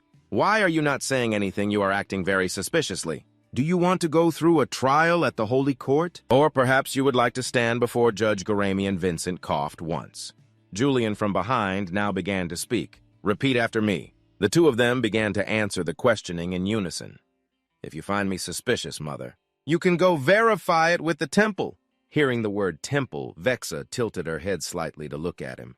Vincent took out the stone and continued, if I were truly a villain, would a bishop with a magic stone in his hands? A rank 3-1 at that not have found out. The stepmother wondered, isn't that the magic stone I gave to Dulan? Vincent answered honestly, yes, this was a gift. With her eye of truth, she discovered that he wasn't lying at all. Her eye showed no reaction. Visa, still not entirely convinced, asked again, did you really learn that swordsmanship through a divine revelation? Vincent placed a hand on his chest and replied, I have learned many things from the divine revelation, however, I did not learn this swordsmanship from it. Actually, I read records of these secret sword techniques a long time ago, but was always hesitant about whether I should learn them or not. This was the truth the two of them told her. But I don't want to stay like this forever, even though to someone else. My actions may seem suspicious, but if I do nothing, I feel too weak. This was also the truth of both of them, the truth of both identities that could fool the eye of truth. Vincent continued, I feel that I have to prove something. Only then can I surpass the Samuel family and fulfill the mission of the Adenka family. I want to prove that I am much stronger than those relatives. At this moment, in his identity as Davin, he looked towards Julian and smiled. See, you did it. Vincent added, and I also want to prove myself to Father, the stern man before him, Khan Adenka, head of this family. He directed his gaze towards his father, who was sitting there, because I thought Father would make the right judgment. Currently, the temple has already approved it. Now everything depends on Father's decision. He sat there, raising his hand to stroke his chin, appearing to be deep in thought. Visa turned to see and smiled faintly, thinking, look, he's stroking his chin. He doesn't even realize it himself, but that's what he always does whenever he's pleased with something. Khan crossed his two arms over his chest and said sternly, and this is my decision, Vincent can continue to practice that martial art. This declaration made him very happy, and he immediately thanked his father while Julian also breathed a sigh of relief having overcome the ordeal Visa added to the family head. Surely you are aware that the swordsmanship of the valiant King Kajin is very similar to that of the great demon Davin, isn't it? His face remained stern and unchanging as the head of the family. He was fully aware of this matter. Visa added, if we say he's using the valiant king's swordsmanship, the Samuel family will cause an uproar claiming we stole it from them, but if we say it's the great demon's swordsmanship, then they won't be able to say anything. She still had some doubts. Can I assume your decision was made after considering these things? The family head's face turned serious, his gaze sharp as he affirmed, I have considered everything that needs to be considered. My lady, hearing the family head's answer, the stepmother finally sighed in relief. She turned to Vincent and said, since the family head has approved, it means he will be the one to take responsibility for all of these matters. Therefore, you must do your absolute best to become stronger and not cause him any trouble. He thought to himself that wasn't just a simple warning. She was reaffirming the family head's decision and also informing me that she had approved. He bowed respectfully. I will definitely keep this to heart. At this moment, the family head stood up and added, Vincent, you have achieved great things in the True Sword Tournament, and not only that, you have also affirmed your status as a direct descendant of this Adenka family. He stepped forward and approached him. Therefore, I will grant you one wish. What do you want? Vincent replied. I want to become stronger. Khan stood before him, although that is a good answer. But that is something you must achieve on your own.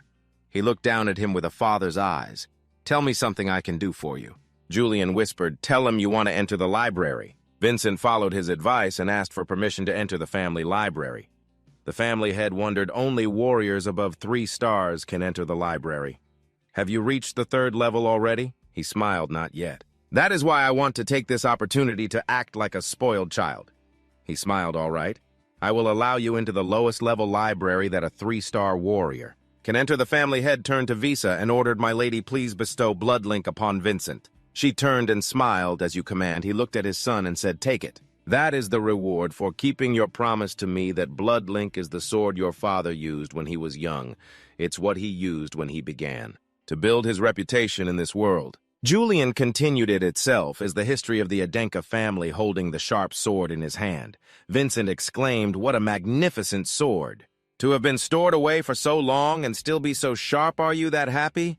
Julian flew around excitedly. The little boy replied, what are you talking about? I'm not that happy. Vincent said in a serious tone, if it's only this much. And you're already this happy then? That's not good at all. He smiled because in the future we will achieve even greater things, Julian thought to himself.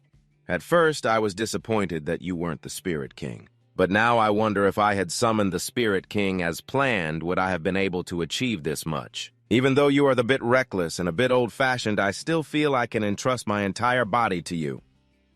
Wilson was still standing in the courtyard waiting for his young master to return.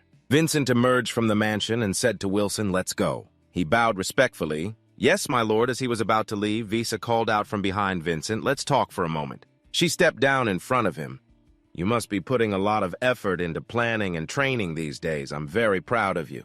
Vincent smiled. Thank you, mother. Visa added, because of that, if you become the winner of the True Sword Tournament, you will be forced to enter the Blood Citadel as is tradition.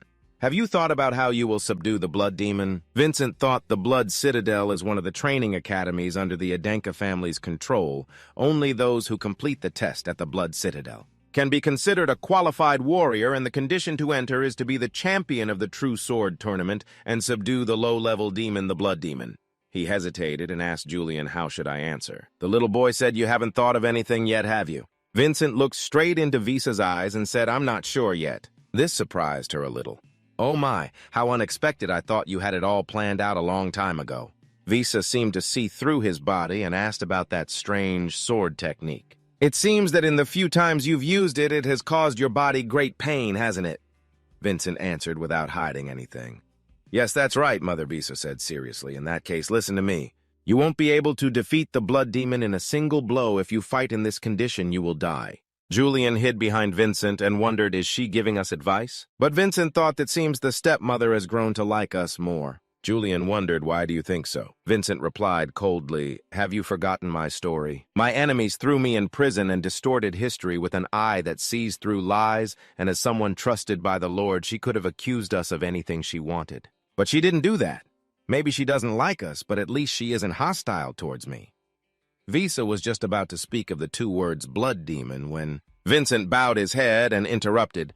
"Thank you for your advice, Mother. I will not disappoint you." She thought to herself I was trying to explain the characteristics of the blood demon to him. But he left without asking anything, looking at Vincent's retreating back, a great warrior who knows no fear or hesitation. "My heart is moved," Visa smiled. "Do you see, Sarvana? Today your son has taken a great step on the path of martial arts." The next morning, Wilson was hanging laundry and singing, looking full of life as always. "Today I will support the young master with all my might." As he was lost in the moment, a suitcase flew and smacked him on the head. Along with a sharp voice from behind, "Support my ass. What are you scheming this time, huh?" Wilson clutched his aching head, turned around and complained. "Hey, what did I do wrong, Siri?" A maid with a huge suitcase stood before him. "You must be planning to cause trouble for the young master again." Hearing that, Wilson reacted fiercely. "Can't you see I'm hanging the laundry?" The girl glanced at him suspiciously. "You're really doing it." He puffed out his chest. "Because the young master has changed, so I, as his direct servant, should also change." The maid's eyes widened anyway. "What about the young master?" This question made Wilson chuckle inside the library where only the family's warriors were allowed. Vincent was sitting and reading amidst piles of books of all genres stacked all around him as if searching for something. He kept tossing books aside in frustration. "It's not here. I can't find what I need."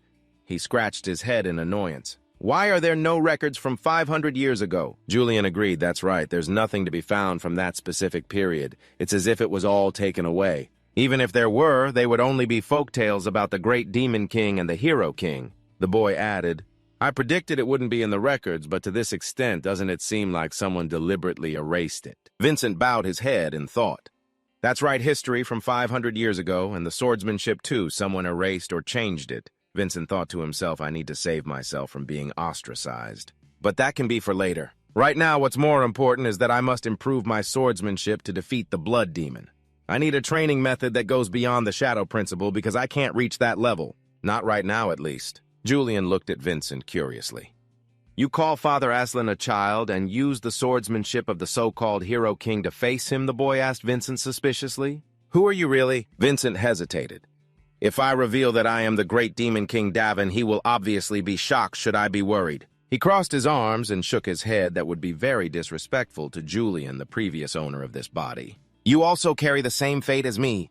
Vincent sighed. "Julian, listen carefully and don't get too confused." The boy got excited. "You must have something to tell me, right?" Vincent spoke my name as soon as he heard this. Julian's whole body froze as if electrocuted. The boy covered his ears and asked again. "Wait, say that again." "What did you just say?" Just like before Vincent could even mention his name, Davin loud noises appeared in Julian's ears, making the boy unable to hear anything. Vincent worriedly jumped to his feet and asked, "Are you okay?" The boy replied, "I'm fine. You don't have to tell me. I don't want to know anymore."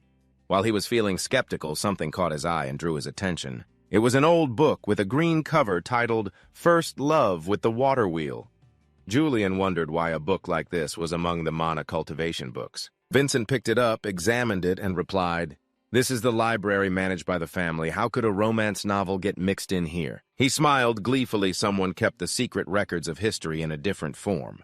The truth about the past. Vincent skimmed through the lines, which made him blush. It was a hot summer day, and I was naked, soaking in the water wheel. Both of them never expected the truth to be in a book written like this. Perhaps this is a different approach to avoid arousing suspicion from enemies. Vincent suddenly called out to Julian, startling the boy. He pointed to the book and asked, "The main character in this novel doesn't have a shadow principle, but they have a trait called the power of love. It's not an ordinary novel," he continued. "Traits are not originally used to create mana flow, but their manifestation is caused by the mana flow to achieve this. One needs to throw away all those shadow principles. Without the shadow principle, the freedom of mana would make all this possible." Julian was astonished. There's no way to accumulate mana without a shadow principle. That person would die. Vincent closed the book, clenched his fist, and smiled. "Right here is someone who accumulated mana without a shadow principle and still lived. Mana flows with each defined trait." Knowing this, we can clarify those traits as well. Both of them walked out satisfied. Julian added that learning traits is very dangerous, even with the help of the shadow principle. Traits are equivalent to a martial artist's fortune, so they wouldn't easily teach their mana flow to others. Vincent agreed, but we've found a clue.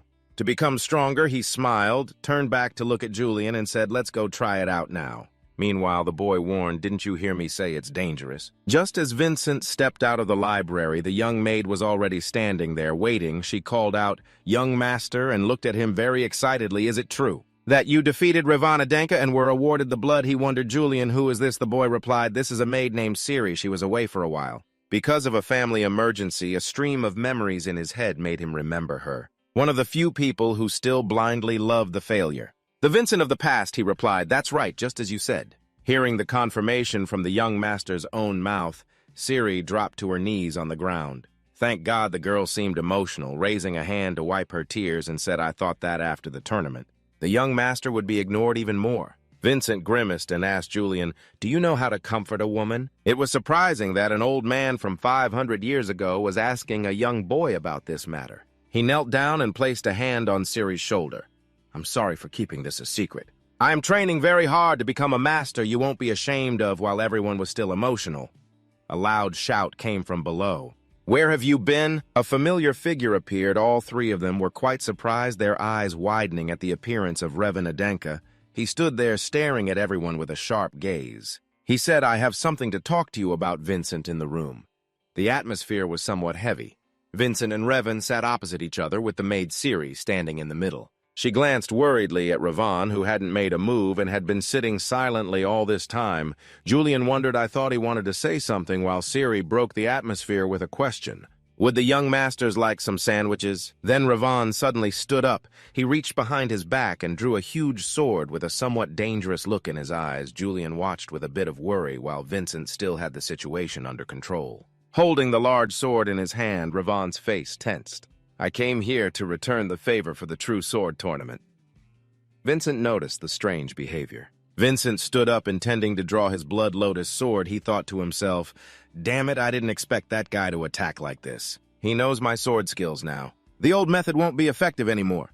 Vincent got into a ready stance. He turned worriedly to the maid Siri and said, "Get out of here now." She placed a hand on her chest anxiously. "But I can't leave you behind." Siri was suddenly startled when she heard Ravan's words.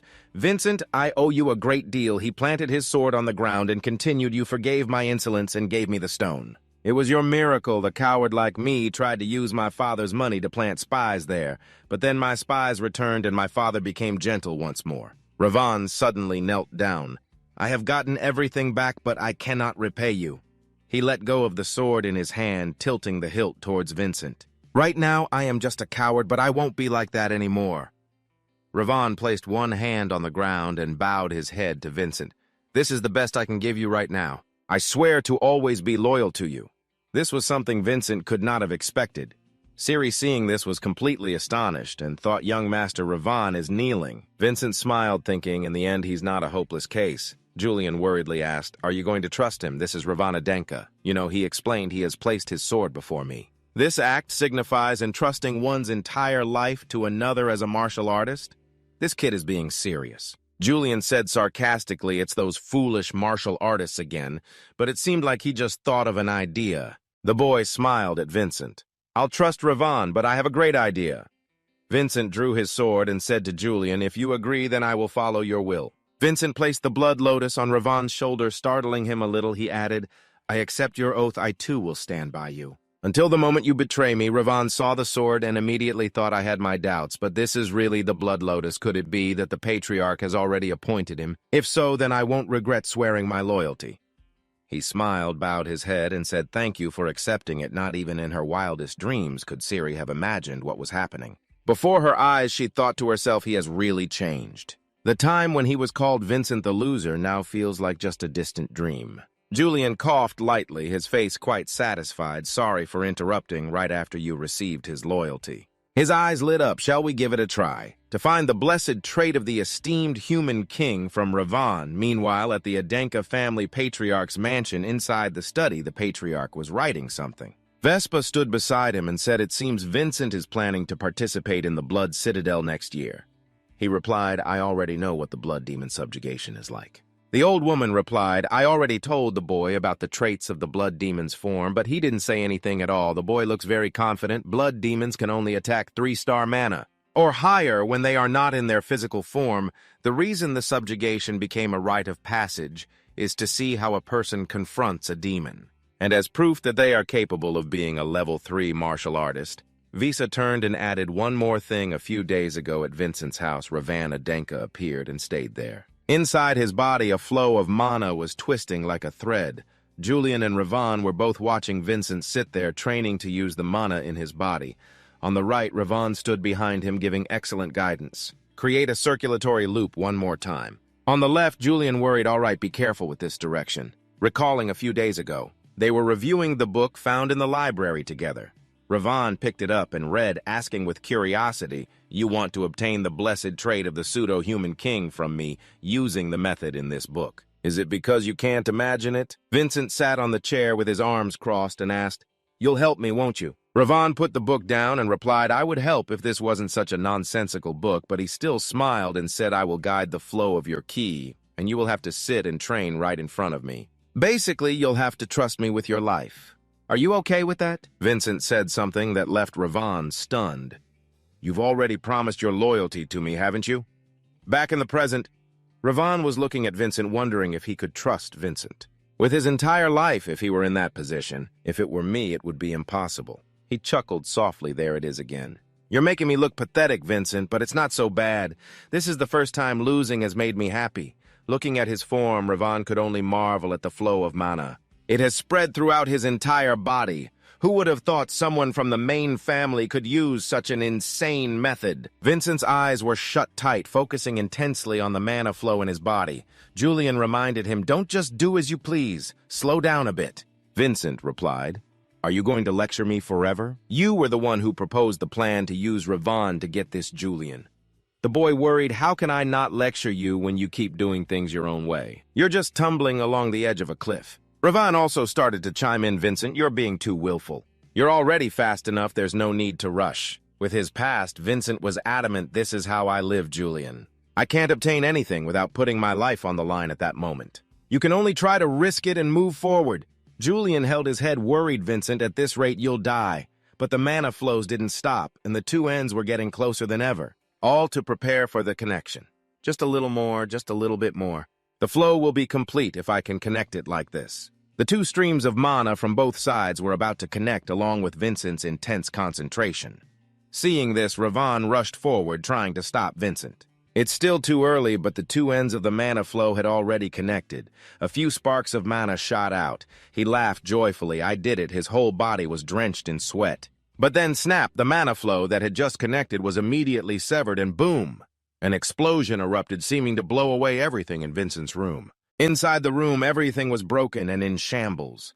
Ravan staggered as thick smoke billowed. He coughed, his body trembling as he fell backward, not knowing Vincent's condition. In the family head study, Khan spoke up. There's still about half a year before the next Hienthan opens, right? Vexa replied respectfully, yes, that's correct. He added, Vincent has defeated a 2-star martial artist. For him, that's probably just his normal level of strength. The stepmother was a little worried, and she hoped so too. Revan, who had managed to get up, asked worriedly, Vincent, are you okay? He raised his arm and waved, replying, I'm fine. Ravan was a little angry. You pushed yourself too hard. It even took me half a year. You're incredibly fast, but it should take at least 2 months. Kana Denka gave the number 1 month. He ordered Vexa to relay a message to Vincent, defeat the Blood Fiend in 1 month. At the same time, Vincent was still dazed from the explosion. Julian took the chance to lecture him. What did I tell you? He sat there, dazed and disheveled, with the book on his head, thinking I thought I was going to be reincarnated again for a second. In the hallway, the sound of heavy footsteps walked slowly. It was Riza. She was thinking about the family head's message for the young master Vincent that he must complete the transfer ritual. In 1 month. She worried, you don't have much time, young master. You must hurry. Swinging the door to the room wide open, Riza called out loudly, Young master, are you here? The scene before her left her utterly astonished, frozen for 5 seconds. Inside the messy room, Vincent was having his wounds tended to by the maid, and Ravan was also sitting there with a bandage on his head.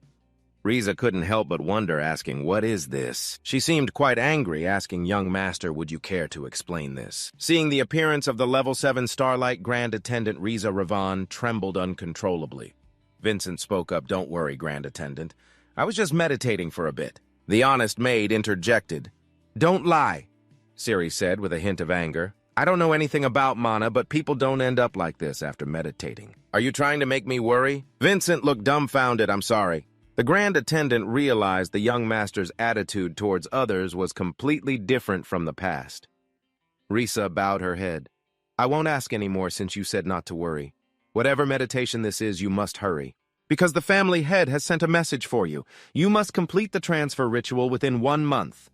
The young man sat there dumbfounded upon hearing the announcement. Julian said to Vincent, "As far as I know, Father has never set a time limit before." He smiled, "I see. That means he has high expectations."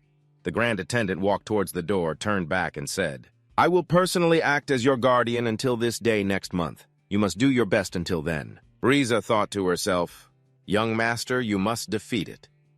Ravan looked at him, troubled. Vincent needs at least 2 months to get the blessing of the pseudo-human king, but 1 month seems a bit short. Hearing that, he spoke up, "Only 1 month. I have to hurry." But he was interrupted by Siri. The maid held the young master's hand and said, "You can't overdo it anymore, okay?" He relented, turning to her with a smile and replying, "All right, I promise." But the act of holding hands made Vincent accidentally notice something different in Siri's body. It was mana. He realized the maid in front of him was not simple at all. Siri had a large amount of mana in her body. Siri urged, "Okay, young master," Vincent replied awkwardly. "All right, I promise. Now you should go. I have a few things to discuss with Ravan." And so the two women left the room. The door slammed shut. Inside, Ravan said to Vincent, "1 month isn't enough. We have to find another way." Julian also asked worriedly, "What do we do now?" Without a word, Vincent raised his hand and channeled the mana flow within his body. He asked Ravan, "This is the kinetic plane of mana, isn't it?" Both Julian and Ravan were utterly astonished, their eyes wide as they shouted, "You've completed the mana flow." Vincent sat there and smiled. This time it worked. "I can now circulate mana at will. With this, I'll be able to accomplish what Father said." Julian exclaimed in admiration. It's true that a talented person is fast at everything. Even Ravan couldn't believe his speed. Vincent gave a confident smile. "We don't need to wait a month. Let's just exceed Father's expectations." 2 weeks later, in the forest near Vincent's mansion, he and Ravan were standing there discussing something. Julian was also flying around him. Vincent raised both hands. "Now I will manifest the traits."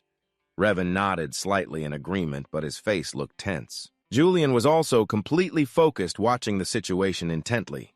Vincent was a little worried it might explode like last time. "Can you step back, Ravan?" But he was very firm. "I must witness your success with my own eyes." Julian smiled.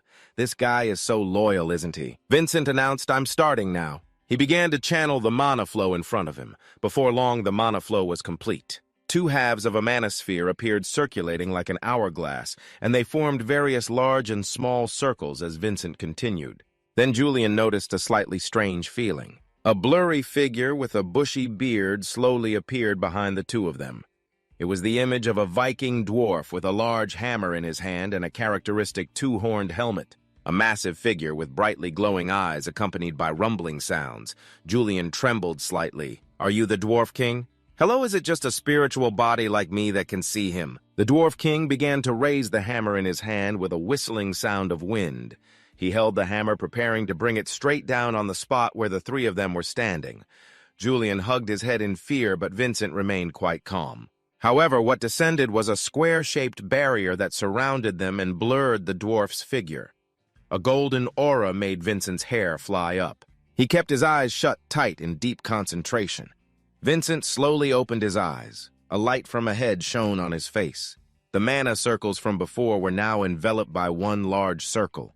Like a protective embrace and safeguard, Ravan stood beside him, joyfully reciting the Dwarf King's blessing, the first characteristic of defense fortifying the body will become tougher. Ravan smiled more brightly than ever, thinking to himself he had really done it. It had not even taken 1 month, and he had already obtained the Dwarf King's blessing. The image of the Dwarf King in the forest was gradually fading. Julian also smiled and said to Vincent, "Let's go home." He joyfully looked at his hands along with the golden aura radiating around his body with this. "I can fight a 3rd-rank swordsman. I have achieved the foundation to subdue the blood demon." He turned to, "Thank the golden goat, it is all thanks to you." He smiled and closed his eyes.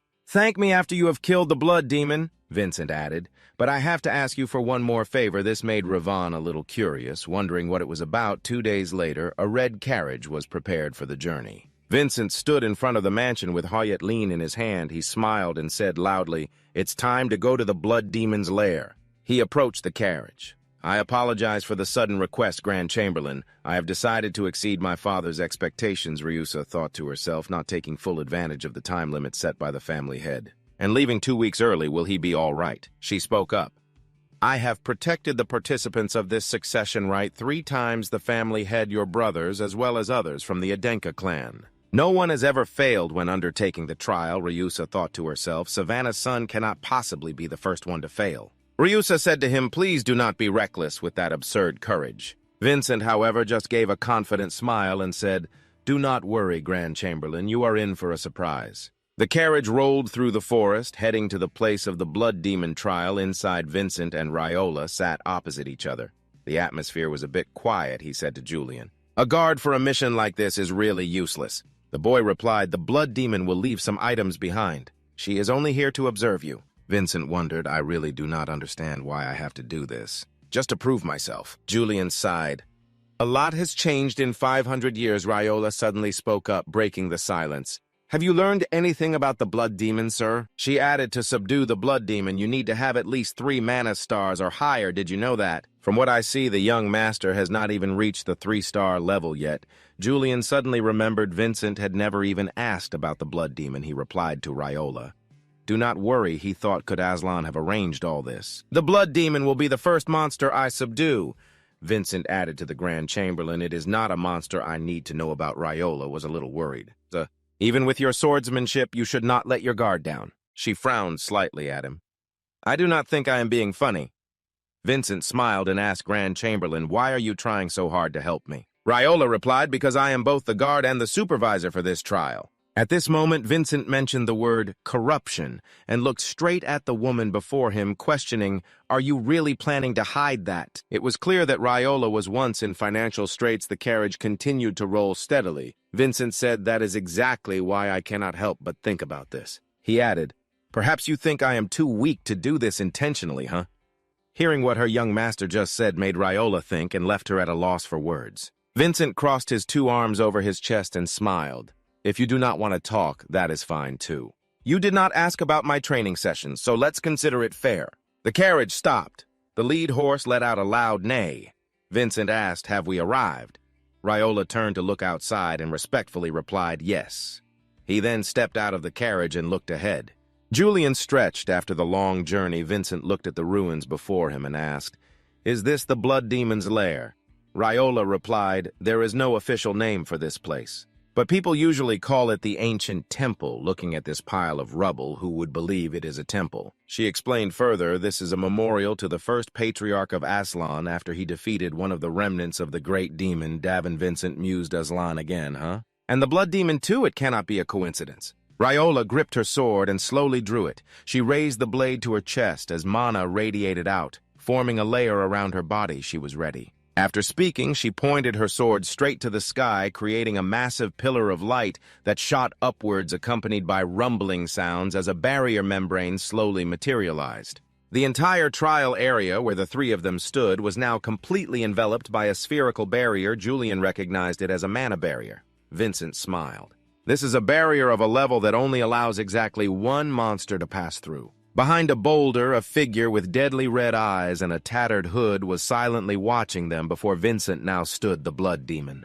A large monster with a huge scythe in its hand stepped out and let out a demonic cry. Vincent confidently gripped Hoyt Lean and said to Riola Grand Chamberlain, "Open your eyes and watch." He turned, slightly smiled, and said, "And report exactly what you see, the way I proved myself to the Adenka clan." As soon as he finished speaking, the blood demon charged forward. It swung its scythe, preparing to slash at him. A layer of purple mana enveloped the blade, along with the blood demon's deadly gaze as it prepared to strike down. Julian reminded Vincent dodge, then counterattack, but he disagreed. "Keeping your distance is better if you are facing an opponent with a larger weapon." "But for us it is different," he thought as he pushed off the ground to dash forward. "It is better to get close," he thought, holding Hoyt Lean in his hand. He closed in on the blood demon, which slightly surprised it.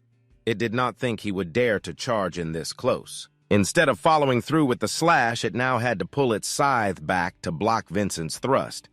Vincent's eyes glowed red as he smiled. "Do not think I will allow you to swing that scythe." Unleashing a continuous barrage of slashes, Vincent pushed back the blood demon, forcing it onto the defensive. Riola thought to herself, close combat is very advantageous against a large, heavy weapon. That is a given, she observed from the sidelines, but for his first real battle at 54 years old, how many people could actually execute that so perfectly? Looking at Vincent's demeanor and smile, Riola thought he looks as if he has defeated the blood demon many times before. He continued to attack relentlessly with Huyet Lien. The Dwarf King's attribute is truly incredible. I can even move like this with this body. A lightning slash descended, but after all, this is the foundation for finding the technique in my swordsmanship. He retracted his sword and kicked the blood demon's scythe. It was a little surprise. The previous move helped him leap high into the air and fall back. Vincent landed gently and slid a short distance backward. He was now quite far from the blood demon, so this is the perfect moment to create distance. The blood demon now looked very excited. However, it had become quite tense after defending so many times. Its next attack will surely have a wide arc, which will create an opening for Vincent to close in. The blood demon charged forward, one hand swinging its scythe and the other reaching forward. Vincent also quickly took a stance with Huyet Lien and channeled his mana for an attack. He thought to himself, facing an enemy with so many openings, it will naturally be very easy to achieve victory. A stream of mana swirled around Huyet Lien. Vincent was extremely determined. I must make maximum use of my attribute combined with my sword skills right now. With sharp eyes and intense concentration, a combination of sword skills and physical enhancement, Vincent unleashed a full-power slash towards the blood demon. It made its face contort and dropped the scythe. He appeared between the two halves of the blood demon, split in two. By a single slash, his eyes were sharp and full of power. The entire body of the blood demon was being absorbed into a red orb. After absorbing everything, the blood pearl fell with a thud to the ground in front of Vincent and Riola. He turned around and laughed loudly. "Did you see that, Grand Chamberlain?" But she did not react at all, just standing still and observing as if everything was just beginning. Riola was worried. Does he really not know the reason why the blood demon cannot be defeated with a single killing blow from within? The blood pearl streams of red energy began to pour out. Extremely quickly, the blood energy gathered into a single eye that appeared. It turns out the blood demon has 2 lives, and it was preparing to slash Vincent from behind the scythe already close to his neck. But his expression remained quite calm, and he was even smiling. Riola worriedly raised her sword and shouted. Young Master Vincent also quickly noticed something was wrong, glancing over and almost instantly ducking to dodge the blood demon's killing blow. Vincent was still smiling at it. Even this is the same as 500 years ago, but almost instantly the scythe chopped down vertically, aiming straight for his head and chest. This startled him a bit, but thankfully with his agile movements, Vincent managed to leap aside. Just in the nick of time, he was quite surprised by the blood demon's current speed. It seemed that after its second rebirth, it had become much more agile. Vincent looked closer and noticed that its appearance had also changed. Have these bastards evolved over the past 500 years? Raisa frowned. A blood demon going berserk after reviving. Its speed and strength had increased along with its massive body, and it used its powerful clawed hands. It swiped at Vincent, but as usual, he leaped away to dodge the attack. Debris flew up, accompanied by flashes of crimson lightning. As Vincent landed, he began to realize the danger before him.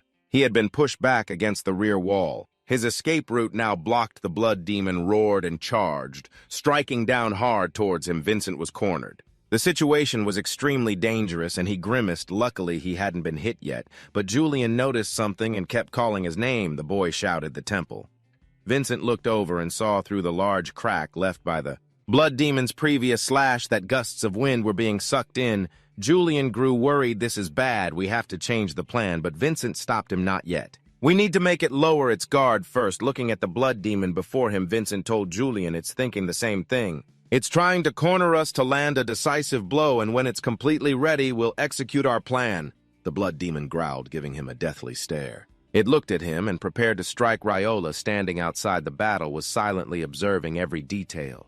She clenched her fists, thinking, I am the supervisor of the transfer ritual. If I interfere, it means the young master has failed. She was a little worried. Please don't make me end the future of her lady's son, Saravana.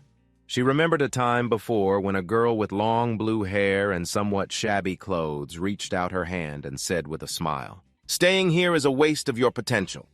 The person kneeling was none other than Ryola, the blue-haired girl added.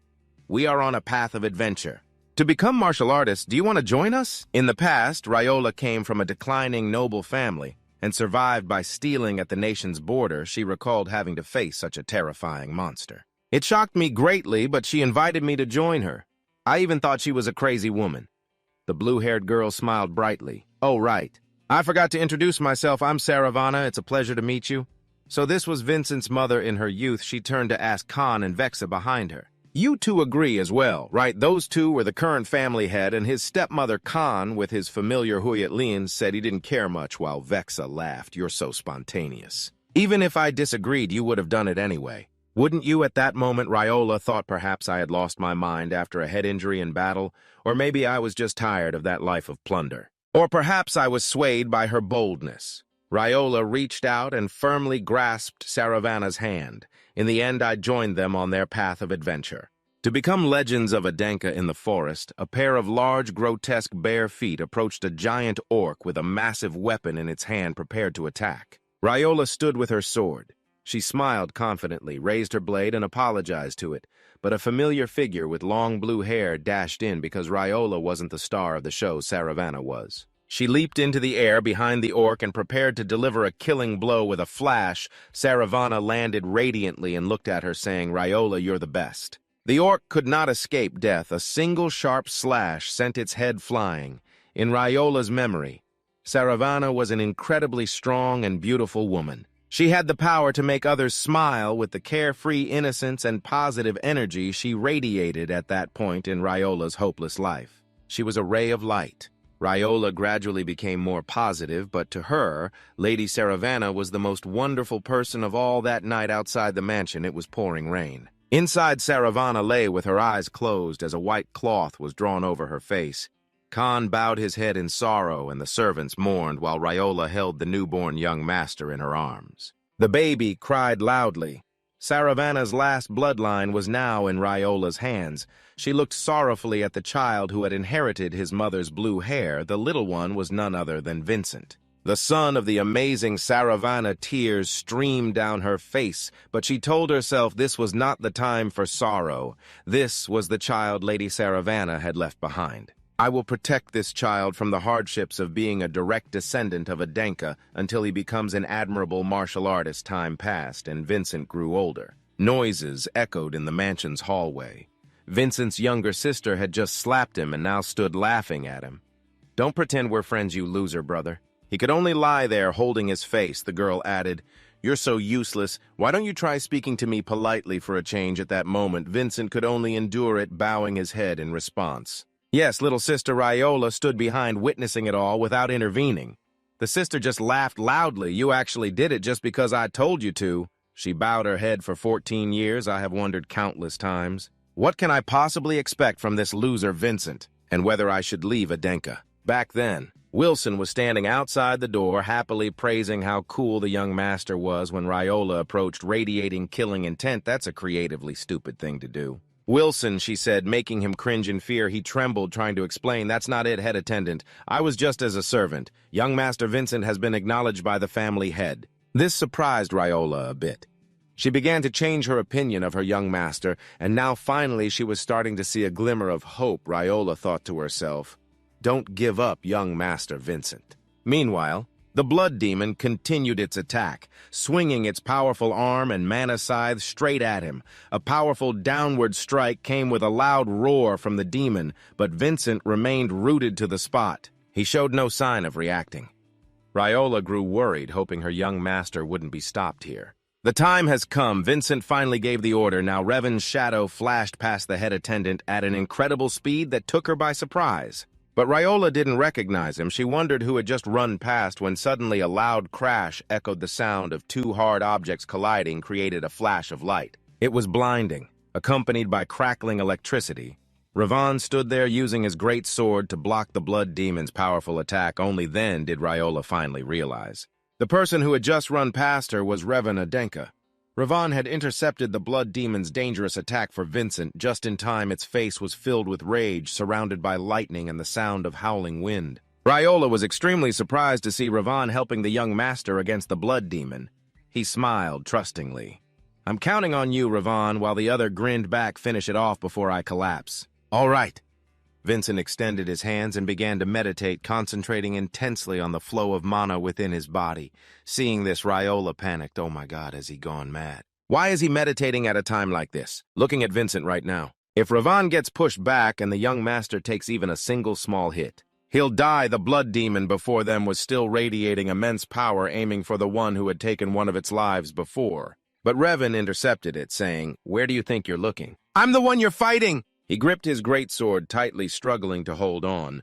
Ravan flung the blood demon's scythe backward, causing its expression to falter, but it immediately roared and switched targets. This time it aimed directly at Ravan and struck down.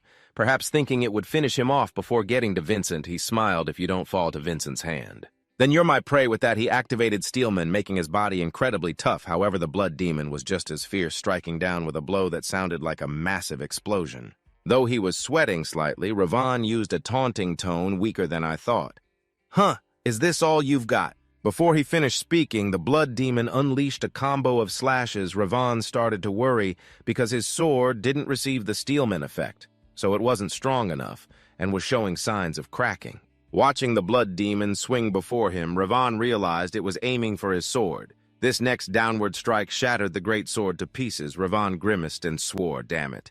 The massive silhouette of the blood demon, its scythe ready to strike down Ravan, thought without a sword. How can I protect Vincent? So he used both his hands. He grabbed the blade to block the attack, but there's a limit to human strength. His entire body trembled as he struggled to hold on. Even with the Steelman effect on his body, this was incredibly difficult. Feeling like he couldn't hold on any longer, Ravan yelled out, "Vincent."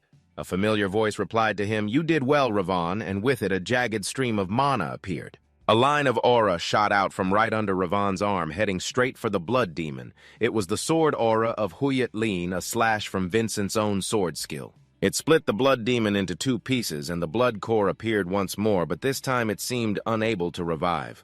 Cracks appeared on the blood core with snapping sounds. Its color gradually faded, and fragments fell off with a pop. The core shattered before Vincent and Ravan. The blood demon was defeated. He stood nearby, laughing heartily. "Thanks, Ravan." He laughed out loud. "My God, I suddenly feel so sorry for the blood demon."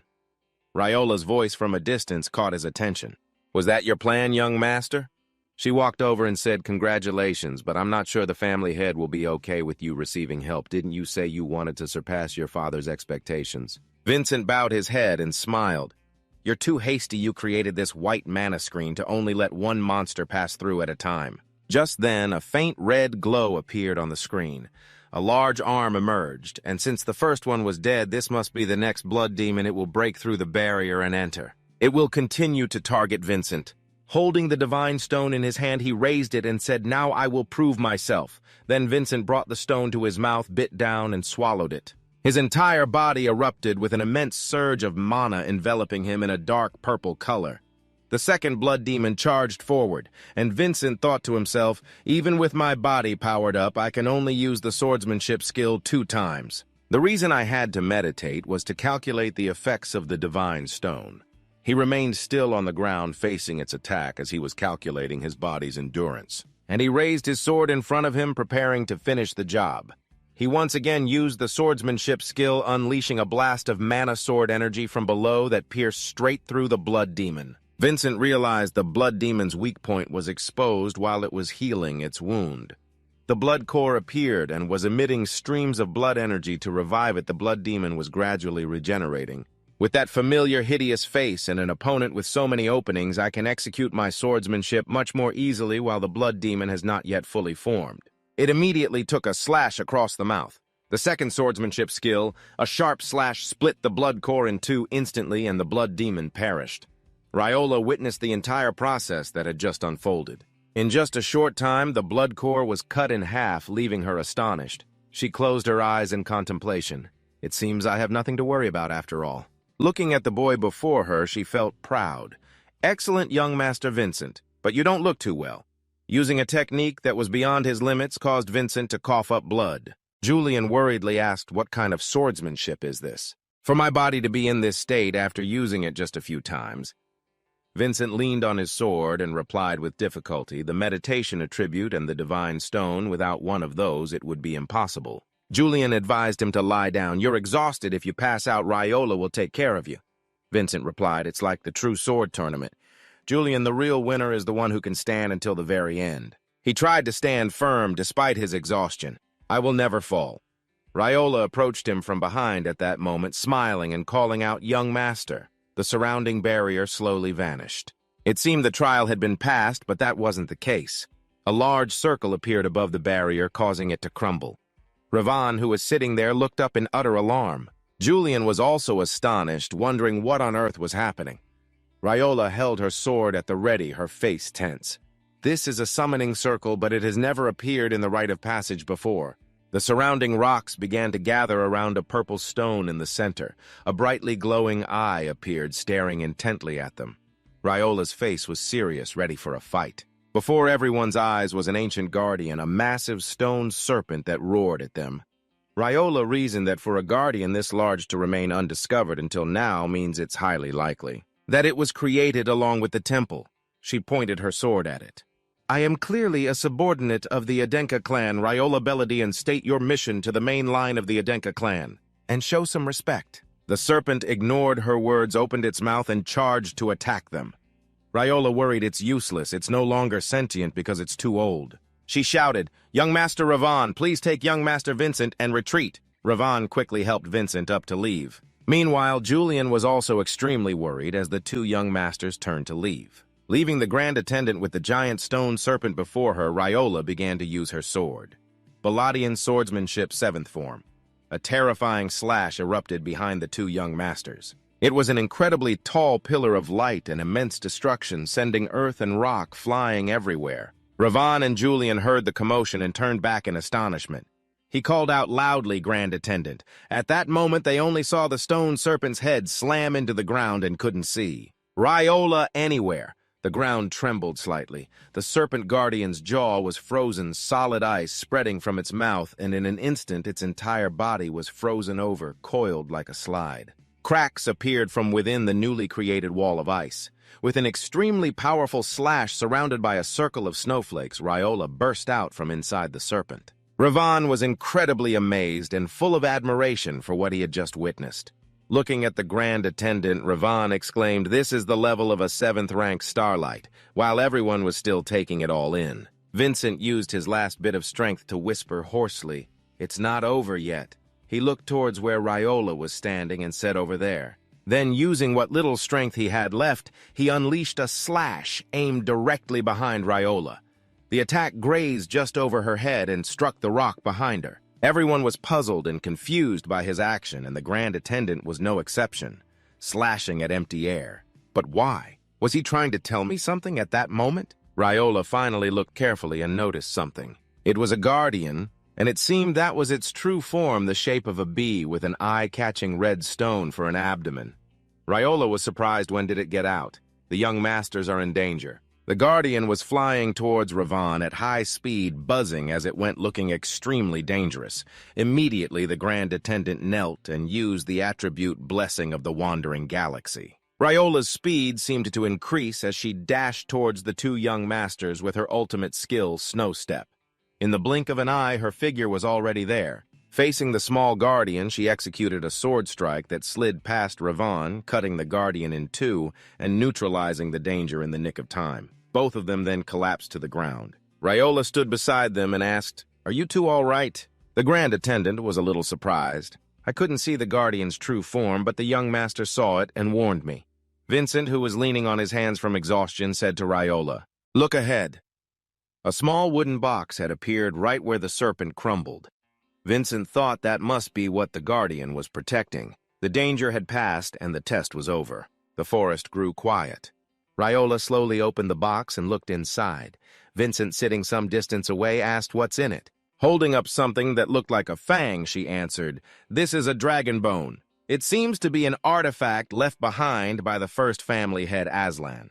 Julian looked quite pleased. A dragon bone is an extremely rare magical ingredient and a priceless treasure. Vincent smiled. It seems this is the reason Aslan created the rite of passage. Ryola knelt down and respectfully presented the dragon bone. "Young master, please accept it." She bowed her head and added among all the Adenkas who have come here, "You are the one who found it, so it belongs entirely to you." Vincent hesitated, sitting silently without reacting. Ryola added, "That is my affair," meaning it is her responsibility to the clan if she were to be reprimanded.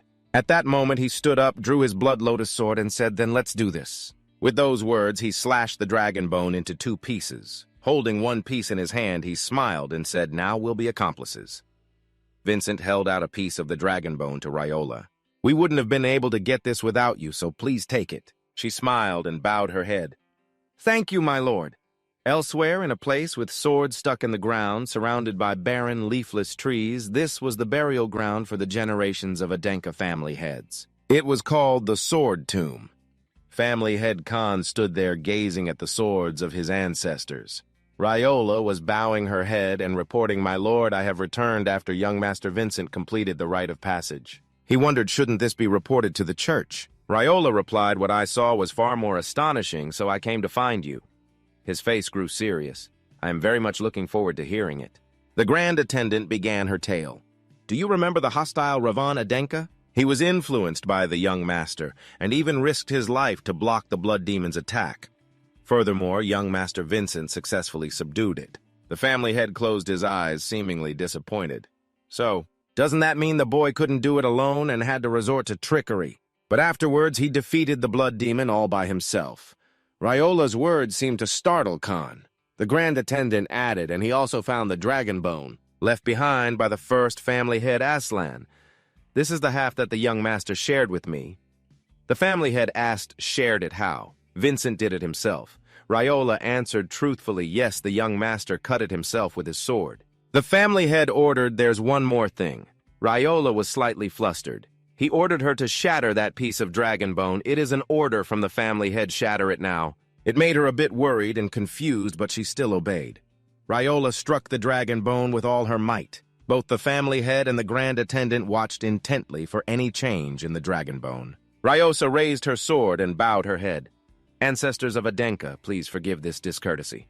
With that said, she used all her strength to strike down with the waning east wind technique, completely freezing the dragon bone, but when the outer layer of ice shattered, the dragon bone inside was almost completely unscathed. She was extremely surprised. "How can this be? I used all my strength." The family head turned and said, "You'd have to be a high-level blacksmith to shatter the dragon bone."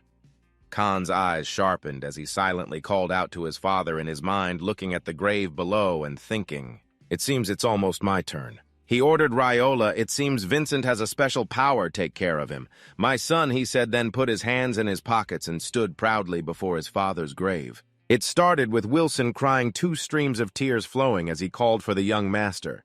Seeing this, Siri turned and complained, "Wilson, the young master needs to rest after that battle." "Quiet down now." He ran over and asked, "Young master, do I really have to go to the Blood City?" Siri poured more tea for her young master and said, "Of course." "Surely you're not going to let him go alone," Wilson said worriedly, "but Siri, the Blood City is filled with terrifying monsters and martial artists." The maid shrugged. "So the great adventurer Wilson is afraid of monsters, huh?" Vincent, looking a bit fed up watching his 2 servants bicker, turned to Julian and said, "Haven't you seen it?" It turned out he was focused on Siri. The flow of mana from her was quite clear, but Julian was very surprised by this. "Mana, I can't feel it. Even though I've lived with Siri for much longer than you, if it's true, I should have known." Vincent asserted, "I've seen a similar mana flow from 500 years ago." He turned and asked the maid, "Siri, what is your surname?" Hearing the young master's question, she was a bit flustered. "I come from the 7th-generation Heisley family, sir." This firmly confirmed Vincent's suspicion. "I knew it. Siri possesses a magical body." Julian was astonished. Heisley and a magical body.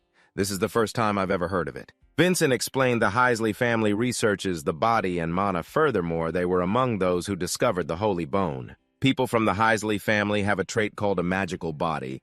Similar to the Holy Bone, it allows them to absorb and skillfully use mana, Julian wondered. "So that means," Vincent nodded, "if a body is full of mana, it can stop the Holy Bone from deteriorating." He stood up and asked Siri, "Do you know anything about the Heisley family? For example, your ancestors?" The girl looked a little sad. Wilson seemed unhappy. "Young master, do you know why Siri is here?" The maid recounted sadly, "My grandmother passed away a long time ago. She was the only Heisley I knew." Vincent sat down and clicked his tongue. I'm sorry, Ciri. She waved her hand and said, it's all right. You've been through much more from the True Sword Conference to the succession ceremony. Julian pondered, why would a family with such skills be wiped out? Vincent speculated perhaps something similar to what happened to the Samuel family occurred. Julian agreed it makes sense if they were trying to hide the existence of the Holy Bone. Vincent believed the Heisley family was killed to silence them. Ciri then remembered something. Wait, there was someone else. She passed away recently. But the young master's mother, Lady Saravana, was also a Heisley. Hearing this, Julian was a little startled. The boy asserted, I've never heard of this before. Vincent repeated the same thing. Ciri added, perhaps it's because no one is allowed to mention Lady Saravana, because the family head always feels sad when he hears someone mention her name. The scene shifts to the family head's mansion in a room where Khan Adenka stood pensively. His gaze was distant, and it was unclear what he was thinking at that moment. Back in Vincent's room, Ciri continued, the lady hired everyone without any discrimination, even those from fallen families. Wilson added, we are all here thanks to Lady Saravana, especially the Grand Chamberlain. She was at the bottom of society until the lady personally brought her to the Adenka family. Julian smiled. Mother was truly a wonderful person. Vincent frowned. That's right, it also means that Raiola takes care of us because of Mother. There was a knock on the door. The Grand Chamberlain stood outside and asked, Young Master, are you there? She came to announce that young Master Ravan was leaving. He was standing there with a great sword on his back, arms crossed, looking towards the mansion. Vincent arrived and asked, You're leaving? Ravan nodded. I've already defeated the blood demon, and I can't stay here forever. Vincent spoke up. I still have one more thing I need your help with. Ravan said cheerfully, Sure, go ahead. He said, I want you to find out more about the history of the Heisley family from 500 years ago. It seems someone wanted to cover this up. He smiled. Things like that essential oil and watermill story, huh? Vincent nodded, something like that. Ravan replied, All right, leave it to me. Then the two of them shook hands. Vincent smiled and said, See you again, Ravan. He also replied cheerfully, I'll become even stronger. I don't want to embarrass you. And with that, he left, not forgetting to turn back and wave goodbye to everyone. Vincent said to Raiola, the Grand Chamberlain, I've been told about my mother. It seems your kindness towards me is to repay a debt of gratitude. She nodded and replied yes. He turned to face her and said, I have a favor to ask you as Vincent Adenka, not as the son of Saravana Adenka. This made Raiola wonder, what is it? His face was extremely serious now. Train me until I go to the Blood City. Vincent added, I'm not asking you this because I'm my mother's son, but as a martial artist. The Grand Chamberlain wondered, Lady Saravana, can my loyalty to you be transferred to young Master Vincent from now on? Recalling the lady's radiant face, I will never be able to hear your answer. Forgive me for this moment of weakness. She gave a smile, her eyes sharp. I will not go easy on you. Vincent was just as happy. He wanted that more than anything. I'm counting on you, Raiola. The next day at Vincent's mansion, it was a beautiful day. The two of them stood facing each other in the training yard. Raiola began, You can learn attributes without a catalyst, but that requires you to have a mana attribute circle. Understood? Vincent nodded, understood. She took a sword from the weapon rack and continued, All right. But since you asked me as a martial artist, I won't simply tell you everything. Vincent looked at the sword and wondered, Aren't you going to use the sword from the succession ceremony? Raiola closed her eyes. You will meet it when the time comes. She began to use mana. You have a full 5 months until you go to the Blood City, and if you can injure me even once, I will show you that attribute. Her eyes lit up and she smiled. Try and strike me with that peculiar swordsmanship of yours. Suddenly, Vincent became worried. Hold on now, didn't you see Ravan? A permanent wound would be a total disaster. Before he could finish his sentence, Raiola had closed the distance, her sword tip right in front of Vincent's face. Do I look like young Master Ravan? The sword tip was just an inch from his eye, this attribute. Vincent drew his sword and slashed at Raiola, but she simply leaped up to dodge it. Raiola said, I know the power of that slash quite well. That's why I'm planning not to give you the chance to use it. Vincent worried, did she just aim straight for my eye? That's too dangerous. Raiola landed lightly. I heard that you are friends with the 4 priests of Danben. We will ask for their help when needed. Vincent began to feel the Grand Chamberlain's ruthlessness. She smiled, I told you. I wouldn't go easy on you. A week later, on a cool, clear, moonlit night, those same 2 people were on the training ground, still clashing with no sign of rest. Vincent's determination was clear on his face, though he was struggling. Meanwhile, Riola, with her effortless superiority, instantly appeared behind him. You've been preparing for a long time and crash. The entire training ground seemed to shatter from Riola's incredibly destructive blow. She said 2 more attack techniques and you'll be overwhelmed. Let's stop here then. Vincent lay there managing to retort that was too rough. She sheathed her sword. You'll get better soon, I'll call for Siri and Wilson. Looking at the chipped sword in her hand, Riola thought this sword is about to break again. I wonder how many swords I've had to replace these past few days. I'll have to talk to the blacksmith about this. Over at the forge, a short but muscular man was swinging a large hammer forging iron. Riola stood at the door and complained. It seems your master's touch is something you've lost since we last met. She added it would be a tragedy if you forged nothing but trashy swords like this for the Adenka family. Upon hearing this, Hansen, it seems the blacksmith's pride was wounded. He took off his glasses and glanced toward the door. What brings you here to trouble me in the middle of the night like this? Riola presented a bag of items saying, take a look at this. She poured out a pile of broken and chipped blades. The Grand Sentinel said, these are the blades I've used this past week and I only use them for dueling. I can't have you providing me with such fragile blades. Hansen observed them meticulously and noticed something a bit strange, asking, did you fight a monster with sharp fangs? The old blacksmith suggested a series of scenarios. What about a 9-star martial artist or higher? Or a mage with more than 7 magic circles? But none of them were right. Riola shook her head. Do you think I have a death wish your blades have clashed with a greatsword then? The Grand Sentinel's answer was still the same. No, that's not possible. She added, I don't know if you would consider it a greatsword. But I dueled with that blood lotus of young Master Vincent. Hearing his name, the blacksmith Hansen was astonished. What Vincent, that ugly 7th young master? Why would he have the blood lotus? And so a while later, a meeting took place. In front of the mansion Riola had brought the blacksmith. Vincent came out wondering, what's the matter at this hour, Grand Sentinel? She said respectfully, I apologize for calling you out so late. He insisted on waiting to see the blood lotus. Hansen, who had changed into a fine outfit, said with his arms crossed. What reason is there for me not to see it? I'm the one who created it. Vincent was surprised. You're the one who created the blood lotus. Julian was wide awake as well. This dwarf is the blacksmith Hansen. He maintained a confident smile and said, I am a dwarf after all. If I wanted to, I could even summon Khan himself. Julian told Vincent he is a famous blacksmith, a longtime friend of your father, and a former master associated with the Adenka clan. He wondered, former, you mean he's no longer a master? Decades ago, he stopped creating great swords and focused on high-quality innovations. He was looked down upon by the forges for his love of money, and as a result lost his honor and position within Adenka. Vincent smiled. That's wonderful. This made Julian wonder why. So many people were able to protect themselves thanks to this man. He prioritized others over his own honor. He placed a hand on his chest and bowed respectfully. I am Vincent, the 7th young master of Adenka. It is a great honor to meet you, Master Hansen. He looked at him and smirked slightly. Master, huh? Then Hansen laughed loudly. Look at this kid. He really knows how to be a comedian. All right, I apologize for coming so late, young master. Are you satisfied now? Vincent maintained the same attitude. I am not mocking you. You have chosen the correct path. Vincent's words made Hansen grow somber. His smile faded, and it was time to remember the past. When he was younger and his beard wasn't as long as it is now, someone had said the same thing to him. The path you've chosen is the right one.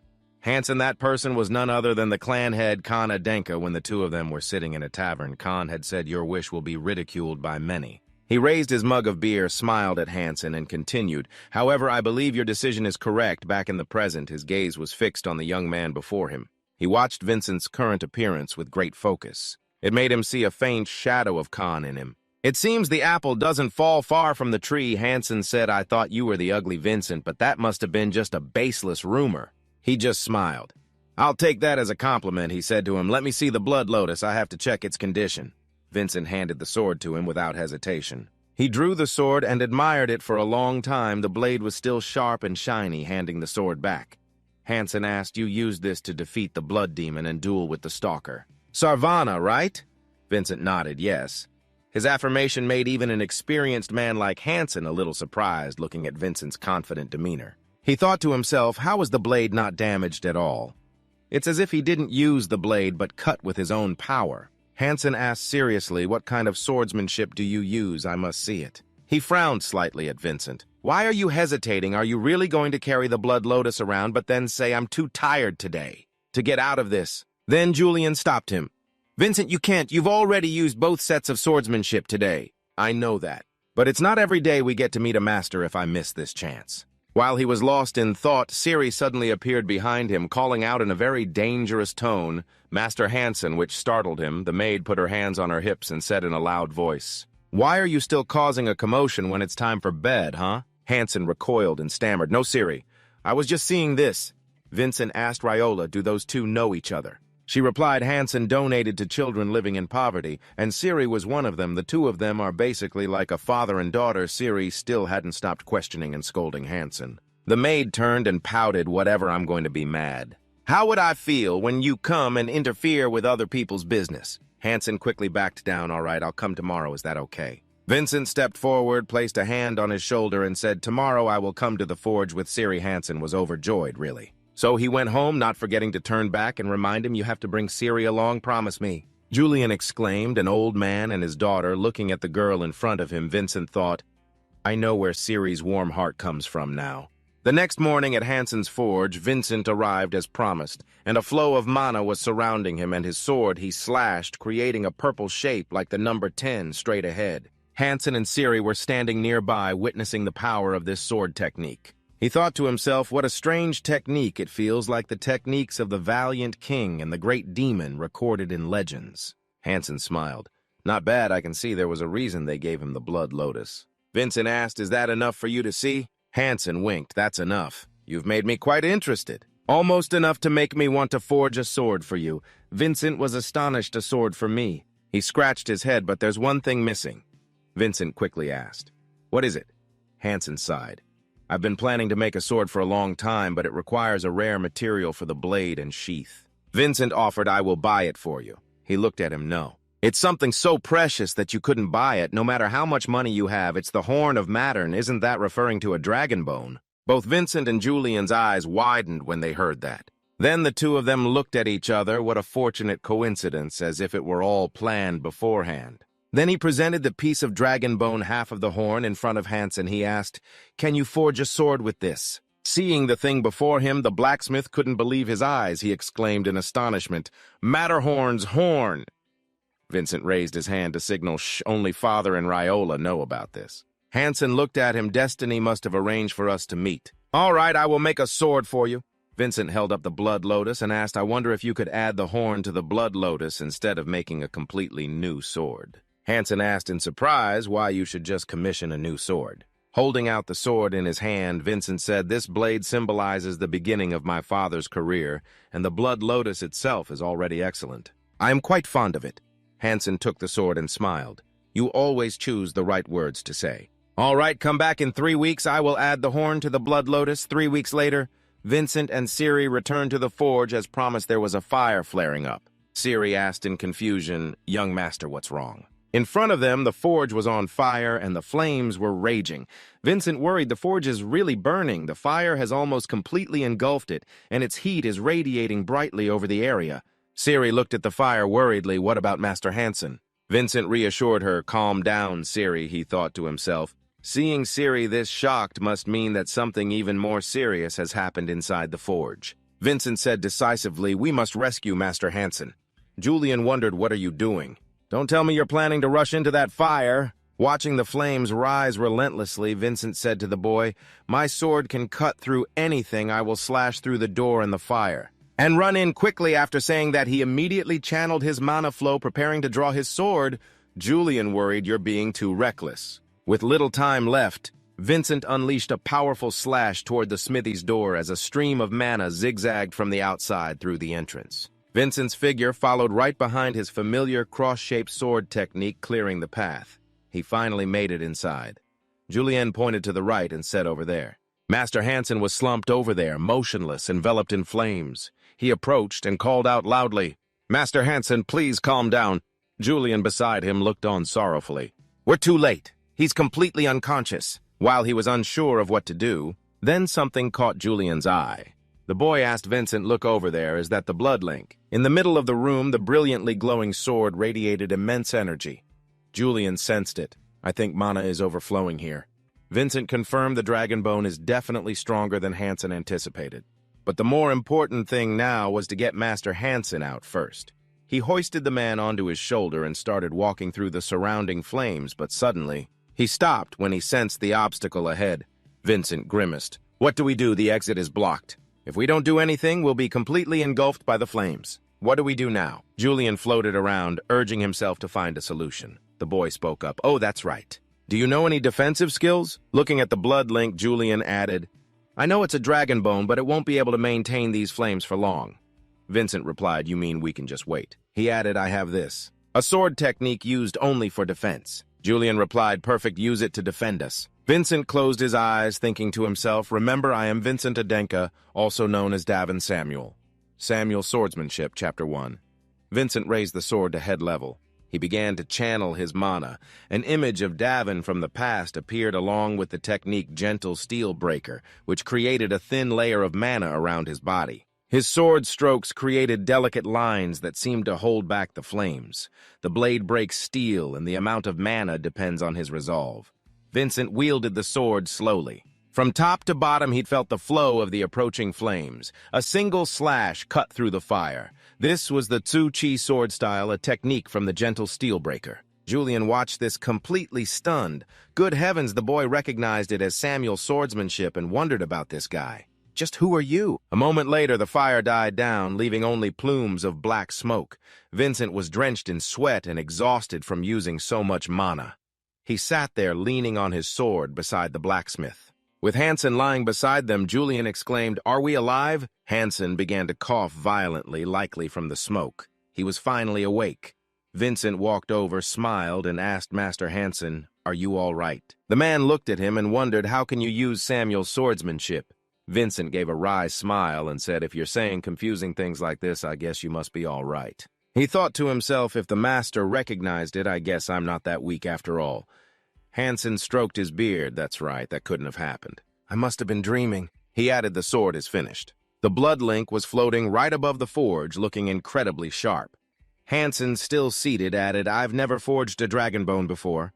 How could I have known it would overflow? With mana and spew fire like that." Vincent slowly approached the sword. He carefully gripped the hilt with both hands. A golden aura enveloped him as Vincent drew the blade. It shone as brightly as the morning sun. He could feel the sword resonating with him. An insignia had appeared on the blade similar to the mana circle from when he was blessed by the Dwarf King. Hazen asked why you were counting people out like that. "Don't you like it?" Vincent smiled. "Not at all. This is a sword that's beyond amazing." Julian thought that something was strange. This made Vincent curious, so he asked, "What's wrong, Julian?" The boy answered, "If this is the sword inherited by Patriarch Aslan, then he should have known that the dragon bone would do this. If I were Aslan, I would have given some kind of warning. Or maybe there was some reason that he didn't say anything." During a training session for the next dragon bone battle, Vincent smiled and asked, "Hansen, can you forge me a new sword?" He replied, "You want a new sword already? You must not like this one." Vincent said gently, "Because you've already completed a good one. I'm sure that the next one will be even better." Still sitting, he replied, "It's going to take a lot of time. I still have to clean up this mess." Hansen wondered, "But I can't deal with another dragon bone, so what's the point? Do you think I'll survive the next dragon bone?" Vincent remained calm while Julian covered his mouth and snickered. Another piece of dragon bone appeared before Hansen, presented by none other than Riola. She presented it and said, "Since you needed a dragon bone, I brought this over." Just like last time, Hansen was utterly astonished. His expression was much the same as before, gaping with wide eyes as he exclaimed, "Another dragon bone." The grand attendant raised a finger to her lips, shushing him. "Only the master knows about this item." Hansen quickly covered his mouth with both hands. He glanced at Riola to forge another dragon bone sword. "Saravana's subordinate must be a noble, I presume." She replied, "It's not for a subordinate. This sword is only for the young master." Holding the dragon bone, Hansen remarked, "You certainly know how to persuade people. All right, then. I don't know how long it will take, but I will forge the most perfect dragon bone sword I possibly can."